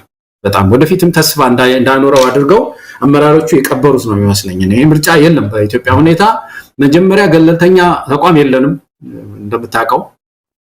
ሁለተኛው እኮ ባለፈው ያልነው ነው እኮ አዛምድ ነው ኢትዮጵያ ውስጥ ያለው ምርጫ አይደለም፣ ማዛመድ ነው። በቃ ድሮ አዛምድ የሚባል ፈተና እንፈተን አልነበር? ማንም ካሉ ዘመድ ከዘመድ ማዛመድ፣ እንደዚህ አይነት ምርጫ ውስጥ መውጣት አለብን። ባለፈው ያነሳ ነው እውነት ነው። እኔ የምጋራው አሁን ኢትዮጵያ ውስጥ ያለ የብሔር ፖለቲካ ለውጦች አሉ፣ እየፈረሰ ነው ያለው። በተለይ ዋና የሚባሉ የብሔር ገዢዎች ፈርሰዋል። አሁን የሐረሪ ክልል የብሔሩ የሐረሪ ፓርቲ ማለት ነው ፈርሷል። እኔ በምንም ተአምር ሁለተኛ የክልል ፓርቲ አልሆንም አገራዊ ፓርቲ ነኝ ብሏል። የጋምቤላ ፈርሷል፣ የአፋር ፈርሷል፣ የሶማሌ ክልል ፈርሷል። እንትና የሚመራ ነው ማለት ነው። ኦሮሚያ ፈርሽ፣ አማራ ክልል። ስለዚህ ብልጽግና የሚባለው ነገር እኛ ጥያቄያችን ከፈረሱ ጋሪውን ቀደመ ነው እንጂ በአጠቃላይ እነዚህ ማዕከሉን ይዘው የብሔር ማሊያ ይዘው ሲጫወቱ የነበሩ ፓርቲዎች ቢያንስ በህዝብ ክንድ ፈርሰዋል። እና ይሄ የሚያሳየው ኢትዮጵያ ምን ያህል ሬዚስት እንዳደረገች የነን የብሔርን ፖለቲካ የሚያሳይ ነውና፣ ግን ዋናው ነገር በዚህ ዴብሪስ ውስጥ በዚህ ፍርስራሽ ውስጥ ከቆየን ባለፈው 10 ጊዜ ያነሳሳነው ነገር ነው። እነዚህ ማይክሮ አይደንቲቲስ ወደ ማክሮ እያደጉ የግጭት ማዕከል ያደርጓታል ምድሪቱን። ቶሎ ወጥተን ምክክር ተደርጎ አገሪቱ ወደ ሐቀኛ ምርጫ መግባት አለባት ነው ሳይ። ገለታው ዜማን በተመለከተ እንግዲህ ከዚህ በላይ ማለት የሚገባ አይመስለኝም። ምናልባት ብርሃኑ ነጋ በምክክር ኮሚሽኑ ለውጥ ይመጣል ወደዛኑ ያለው ነገር ነው። ምክክሩ ኮሚሽኑን በተመለከተ ሁሉ ጊዜ ብለናል። አሁንም እንደው አንዳንድ መረጃዎችን ለማንሳት ያልነው ሰሞኑን ምንድነው ዩኤንዲፒ ጋር በተያያዘ አንድ ከዚሁ ከምርጫ ኮሚሽኑ ሰዎች ጋር የሚሰራ ሰው ያደረሰን መረጃ ነው። ወደ 12 V8 መኪና ተገዝቷል። V8 መኪና፣ የV8 የሚባለው መኪና እንግዲህ በአሁኑ ሰዓት ከፍተኛ ባለስልጣናት የሚይዙት መኪና ማለት ነው። 12 ነው የተገዛው። የዩኤንዲፒ ገንዘብ ነው። ትልቁ እዚህ ምክክር ኮሚሽን ውስጥ ሰዎቹን ያቆያቸው ሌላ ዓላማ ኢትዮጵያን የሚጠቅም ዓላማ ስላለ አይደለም። የዩኤንዲፒ ዶላር አለ። ይሄው ለእያንዳንዱ ኮሚሽነር ለሌላውም ከኮሚሽነሮቹ ሌላ ላለውም ጭምር ነው ይሄ V8 የተባለው በጣም ውድ መኪና የተገዛው። ሌላ የሰማነው ይሄ ምክክር ኮሚሽኑ ዋና ፊት ለፊት የሚታዩት እነ ፕሮፌሰር መስፍን አራያ ምናምን አይደሉም። ከጀርባ አንድ ዘገየ አስፋው የሚባል ሰው አለ። በጣም በነ አብይ አህመድ እምነት የተጣለበት ይሄ ሰው ምናልባት ያው ቀደም ሲል የኦነግ አመራር የነበረ ወይም ደግሞ የኦነግ ሰው የነበረ በወለጋ አካባቢ በብዙ ታሪኮች የሚታወቅ ነው። ስለሱ ሰው ብዙ ዝርዝር ነገሮችን እየሰማን ነው ያለነው። ኢትዮጵያ እያደማ ካለ አንድ አስተሳሰብ ጋር ሁሌ ስሙ የሚነሳ ሰው ነው። ዘገየ አስፋው ይባላል። አብይ አህመድ ፊት ለፊት እንዳይሆን ከጀርባ ሆኖ ይህን ምክክር ኮሚሽን እንደፈለገ እንዲጠመዘዝ የሚያደርገው በዚህ ሰውዬ አማካኝነት ነው። ይሄ ሰውዬ ነው ኮሚሽኑን ከጀርባ የሚነዳው። ይህን ሰውዬ የተመለከተ አንድ ዶክመንትም እየመጣልን ነው። ዋናው ፈላጭ ቆራጭም ይኸው ዘገየ አስፋው የተባለ ነው። እሱን በተመለከተ ወደፊት እንመጣበታለን። ማንም ከጀርባ ሆኖ ነገሮችን የኢትዮጵያን ሕልውና አደጋ ላይ የሚጥል ነገሮችን እያደረገ አይዘልቃትም። እናጋልጠዋለን። ውጤት መጣም አልመጣም በግለሰብ የሚበውን ዋናው ነገር የሚመጣው ማስረጃ ትክክለኛ መሆኑን ማረጋገጥ ነው። ሰው ያለ ግብሩና ያለ ቦታው እንዳይወቀስና እንዳይወነጀል ጥንቃቄ እናደርጋለን። ከዛ ባለፈ ግን ሀገር በሚያጠፋ ስራ ላይ ከጀርባ ተሸሽጎ የሚደረግ ነገር እናጋልጣለን። ስለዚህ የምክክር ኮሚሽኑ ዝም ብሎ ስብስብ ነው። አሁን እንዳልኩ ገንዘብ ለመብላት አበላለው። አበሉ በጣም በዶላር የሚከፈል ነው። ያንን ለመቀራመት ነው እነ ዶክተር መስፍን አራያም እዛ የሰነበቱት እንጂ ከዛ ባለፈ ለኢትዮጵያ የሚጠቅም አንዳች ነገር እንደሌለው ሁሌም እናነሳለን። ዛሬ ብርሃኑ ነጋ ስለነገረን መሳሪያ አስቀምጠን አንገባም ማለት እንግዲህ መሳሪያ ስላነሱ ሰዎች ወኪዬ ስናገር ነው። መሳሪያን አስቀምጠው አይገቡም። ብርሃኑ ነጋ ስላላቸው በተለይ አይገቡም። ብርሃኑ ነጋ አለ ብለህ የምታደርገው ነገር የለም። ስለዚህ ኢዜማ ያው ብልጽግና ተጠርጎ ከኢትዮጵያ ምድር ላይ ሲወገድ አብሮ የሚበን የሚጠፋ የሚወገድ ስብስብ መሆኑን ብቻ ነው እንደው በዚህ አጋጣሚ መግለጽ የሚያስፈልገው። ገለታው እንግዲህ ስለ ጥላቻ ንግግር ሰሞኑን የተነሳውን አጀንዳ እሱ ላይ አጭር ነገር እንበልና ዝግጅታችን እናብቃ። እንግዲህ ጥላቻ ንግግርን በተመለከተ ሰሞኑን አንድ እፎይ የሚባል በማህበራዊ ሚዲያ መጠሪያው አንድ ሰው በጣም አደገኛ የሆኑ ሃይማኖቶችን ነጥሎ ከፍተኛ የሆነ ስድብና ክብረነክ የሆኑ ነገሮችን ሲያስተላልፍ ሲያሰራጭ የነበረ ግለሰብን በተመለከተ ነው እንግዲህ ጉዳዩ የተነሳው። በተለይም የኢትዮጵያ ኦርቶዶክስ ተዋሕዶን የክርስትና እምነትን በተመለከተ የሚያስተላልፋቸው መረጃዎች በእስልምና እምነት ተከታዮች ላይ ጥላቻ ሌላው እንዲኖረው የሚያደርግ የእስልምና ተቋማት ላይ በዚህ ግለሰብ የጥላቻ ስብከቶች የተነሳ ከፍተኛ የሆነ ተቃውሞ እየመጣ ይገኛል በሶሻል ሚዲያ ላይ። ያንን ተከትሎ የኢትዮጵያ እስልምና ጉዳዮች ምክር ቤት መግለጫ አውጥቷል። የጥላቻ ንግግርን በተመለከተ እርምጃ ወስዳለው በሚል አንዳንድ ነጥቦችን ያካለበትን መግለጫ አውጥቷል። ዛሬ ደግሞ የኢትዮጵያ ሃይማኖቶች ጉባኤም እንደዚሁ መግለጫ አውጥቷል። የጥላቻ ንግግርን በማውገዝ ግን ትክክል ነው ያወጡት ነገር በጣም የሚደገፍ ነው። የጥላቻ ንግግር እያደረገ ያለው ልጅ ያ ግለሰብ ታድኖ እንዲያዝም አንዳንድ ሰዎች ጥሪ እያደረጉ ነው ያሉት። ፖሊስ እየተከታተለው እንዳለም ሰምተናል። ግለሰቡ ኢትዮጵያ ውስጥ ነው ያለው፣ ነዋሪነቱም አዲስ አበባ እንደሆነ የተገለጸው። በሶሻል ሚዲያ ተደብቆ የሚያስተላልፈውን የጥላቻ ንግግር እንዲህ አይነት በሃይማኖቶች መሀል ያለውን መቻቻል የሚያደፈርስ ነው በሚል ሰፊ የሆነ የህዝብ ተቃውሞና ድምጽ እየተሰማ ነው ያለው። እነዚህ የእስልምና ተቋማትና የኢትዮጵያ ሃይማኖቶች ጉባኤም ያወጡት መግለጫ ወቅታዊ ነውና ሊደገፍ ይገባዋል። ግን ሌሎች ስራዎቻቸውን ለዛሬ እንተውና በዚህ በጥላቻ ንግግር ላይ የያዙትን አቋም ግን የሚደገፍ መሆኑን ለማንሳት ያህል ነው። ገለታው ይሄ ነገር ትኩረት ሊሰጠው ይገባል። የጥላቻ ንግግር ኢትዮጵያ ውስጥ ከፍተኛ አደጋ እየፈጠረ ነው ያለውና ከዚህ አንፃር ምን ማለት ይቻላል? አመሰግናለሁ መሳይ። ምናልባት በዚህ በምክክር ኮሚሽኑ ላይ ጥቂት ነገር ልናገር እንደ መንደርደሪያ ምናልባት ጊዜ ከሰጠኸኝ። ይሄ ምክክር ኮሚሽን ስሙን እንደው በተለይ ለፖለቲካ ፓርቲዎች ብዬ ነው ይሄንን ድል የፈለኩት። ፖለቲካ ፓርቲዎች የምክክር ኮሚሽን ብላችሁም አትጥሩት። አማካሪ ኮሚሽን ነው፣ አድቫይዘሪ ኮሚሽን ነው። ምክንያቱም እንደዛ ነው የተቀመጠው ማቋቋሚያ አዋጁ። መንግስትን ለማማከር አጀንዳ ሰብስቡ፣ አጀንዳ በሰበሰባችሁት ላይ አትመካከሩ የሚል አካሄድ። ይሄ እኮ በዘንግ በዱላ እኮ የምታስቆመው ነገር እኮ ነው መሳይ። ህዝብ እኮ ኢምፓወርመንት እኮ ህዝብን ኢምፓወርመንት እኮ የተጻረረ እኮ አካሄድ እኮ ነው። ጥያቄን ብቻ አንተ አጀንዳ ብቻ አንተ እየሰበሰብኩልህ ነው። የሚነጋገር ሰው ዘገረዘገ ይችላል እያለ እኮ ነው ያለው። ይሄን አካሄድ ስበሩት። ስለዚህ አማካሪ ኮሚሽን ነው እንደዚህ አጀንዳ አቅርቡ ብቻ በቃ አጀንዳን አቅርቡ ለመንግስት የሚል አካሄድ የኢትዮጵያ ምክክር በዚህ የሚደፈር አይደለም። ሰፋፊ ጉዳዮች ናቸው ያሉት። ህዝቡም ኤሊቱም መነጋገር ነው ያለበት። ከኤሊቱ ጋር የተጋጨ ነው። ስለዚህ በዚህ አግባብ እኔ ተቃውሞት ነው ብለው ሌላው እንግዲህ የዚህ ሃይማኖት የጥላቻ ንግግር ጉዳይ ወንጀል እኮ ነው። በምድሪቱ ህግ ውስጥ ወንጀል እኮ ነው። እነዚህ ፓርቲዎች እኮ መግለጫ ማነው እነዚህ ሃይማኖት ተቋማት እኮ መግለጫ ማውጣት አይገባቸውም ነው። መግለጫው ምንድነው የሚያሳየው? መንግስት ጸጥታን የማስከበር ወንጀልን የመቆጣጠር አቅም እንደሌለው ነው የሚያሳየው። ወይም ደግሞ ራሱ እንደተዘፈቀበት ራሱ እንደሚፈጽመው እንጂ በህግ በኢትዮጵያ ህግ በኢትዮጵያ ወንጀለኛ መቅጫ ህግ ብቻ ሳይሆን አዋጅም ወጥቷል። የጥላቻ ንግግር የሚል አዋጅ የሚያስገርም ነገር።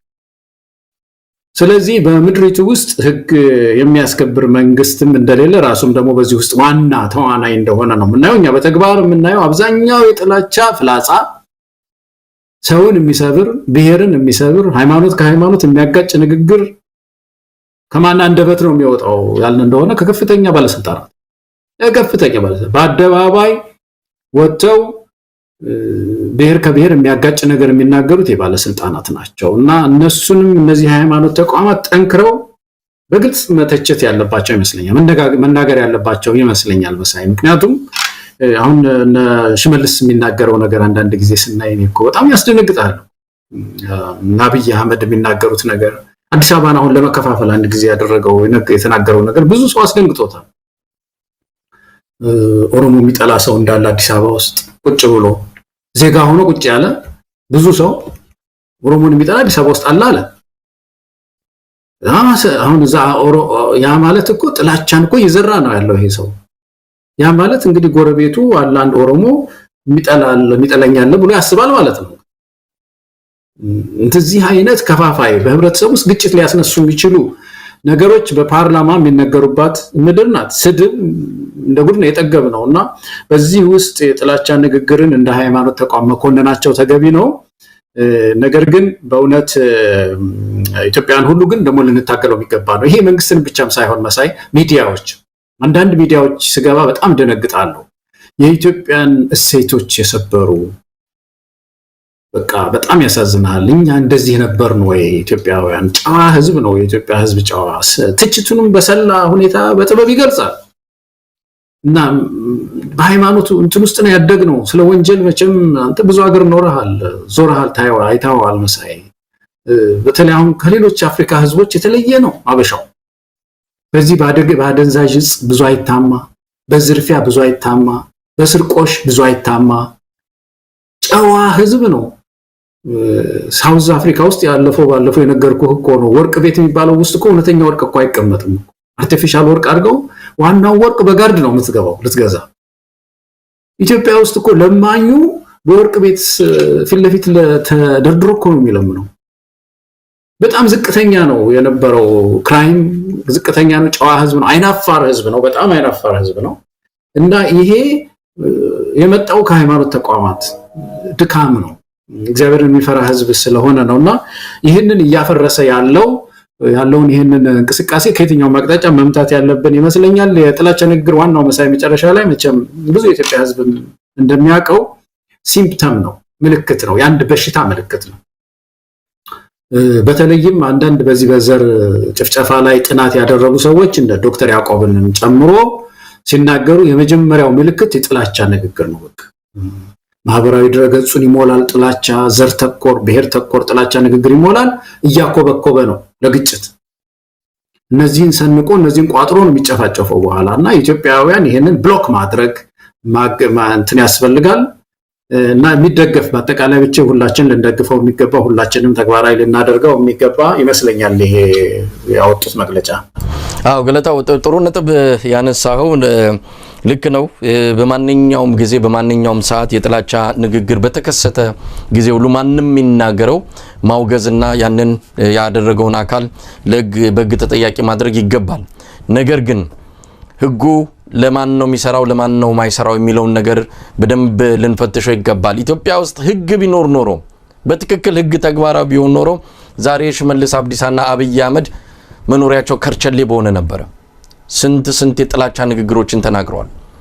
ለዛውም ደግሞ ምንድነው በስማ በለው እኮ አይደለም ቪዲዮ እየቀረጸው በድምጽ ቴክኖሎጂ በቀረጸውና ለታሪክ በሚያስቀምጥበት ሁኔታ እኮ ነው የነሱ የጥላቻ ንግግር ተመዝግቦ ያለው። በሰበሩን ቦታ ሰበርናቸው የሚለው ቃል ከሃይማኖቶች ጋር በተያዘ ሽመልስ አብዲሳ ኦርቶዶክስና ነባር እምነቶችን የኢትዮጵያ እስልምናና የኢትዮጵያ ኦርቶዶክስን ነባር እምነቶችን የኦሮሞ አይደሉም የባዕድናቸው እያለ በዛ መልኩ ከሁለቱ ሃይማኖቶች ቢደመሩ ከ90% በላይ የሚሆነውን የኢትዮጵያን ህዝብ የሚያምናቸውን እምነቶች በዛ መልኩ የሚገልጽ ነው ሽመልስ አብዲሳ። ለሱ ላይ ለምንድን ነው መግለጫ ማያወጡት? አብይ አህመድ ወለጋ ሄዶ በቅርብ ነው ወለጋ ሄዶ ያንን ሲናገር ለምንድን ነው እነዚህ ወይስ የግድ ሁሉ ጊዜ ከሃይማኖት ጋር የተያዘ ብቻ መሆን አለበት? የጥላቻ ንግግር ምንም ይሁን ቤትም ቦታ ሊወገዝ ይገባል። ይሄ ኢትዮጵያ የሃይማኖቶች ጉባኤ የሚባለው አብይ አህመድ ጠፍጥፎ የሰራው ነው። የጉባኤውም ሊቀመንበር ይታወቃል ማን እንደሆነ። የአብይ አብሮ አደግ ነው። አብይ መግለጫ አውጣ ሲለው የሚያወጣ ሰው ነው። ከዛ ውጭ ያለፈ ነገር የሚሰራ አይደለም። አሁን በድጋሚ ተመርጧል። እንዲህ አይነት አይደለም። እንዲህ አይነት ቀጥተኛ የሆነ የሃይማኖት ተቋም ቀጥተኛ የሆነ ለህዝብ አገልጋይ የሆነ እንደዛ አይነት ተቋማት ናቸው እንዲፈጠሩ የሚያስፈልገው። አንዱን እንጀራ ልጅ አንዱን የስለት ልጅ ያረጉ መግለጫ በዛ መለኪያ የሚያወጡ ከሆነ ትርጉም የለውም። ስለዚህ ያወጡት ተገቢ ነው አሁን ላይ ያወጡት፣ ግን ሌላው ላይም እንዲሰራ ማድረግ አለባቸው። ባለስልጣናት ላይ ከምንም በላይ ባለስልጣናት አብይ አህመድ አሁንም አልተወም። በየጊዜው ነው የሚናገረው።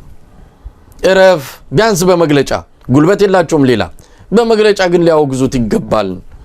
የሱ ፊት ጠቆረ የሱ ፊት ፈካ ያሉ መግለጫ የሚያወጡ ከሆነ ትርጉም የለውም። የጥላቻ ንግግርንም በማውገዝ ረገድ ሚናቸው በጣም የኮሰሰ ነው የሚሆነው። ለማንኛውም ያደረጉት ነገር ተገቢ ነው፣ ግን ሁሉ ጊዜም አድርጉት። የጥላቻን ንግግር ሁሉ በምንም ቦታ ምን ጊዜም ልንዋጋው የሚገባ ነው። ገለታው ምናልባት ጊዜ የለንም፣ ሌላ ርዕሰ ጉዳይ ነበረ። በዚሁ ልናጠናቀቅ ነው። እንደው የምጨምረው ከሌለ እኔ የምጨምረው የለም። ማሳይ በዚሁ እናጠናቀቅ ዛሬውን።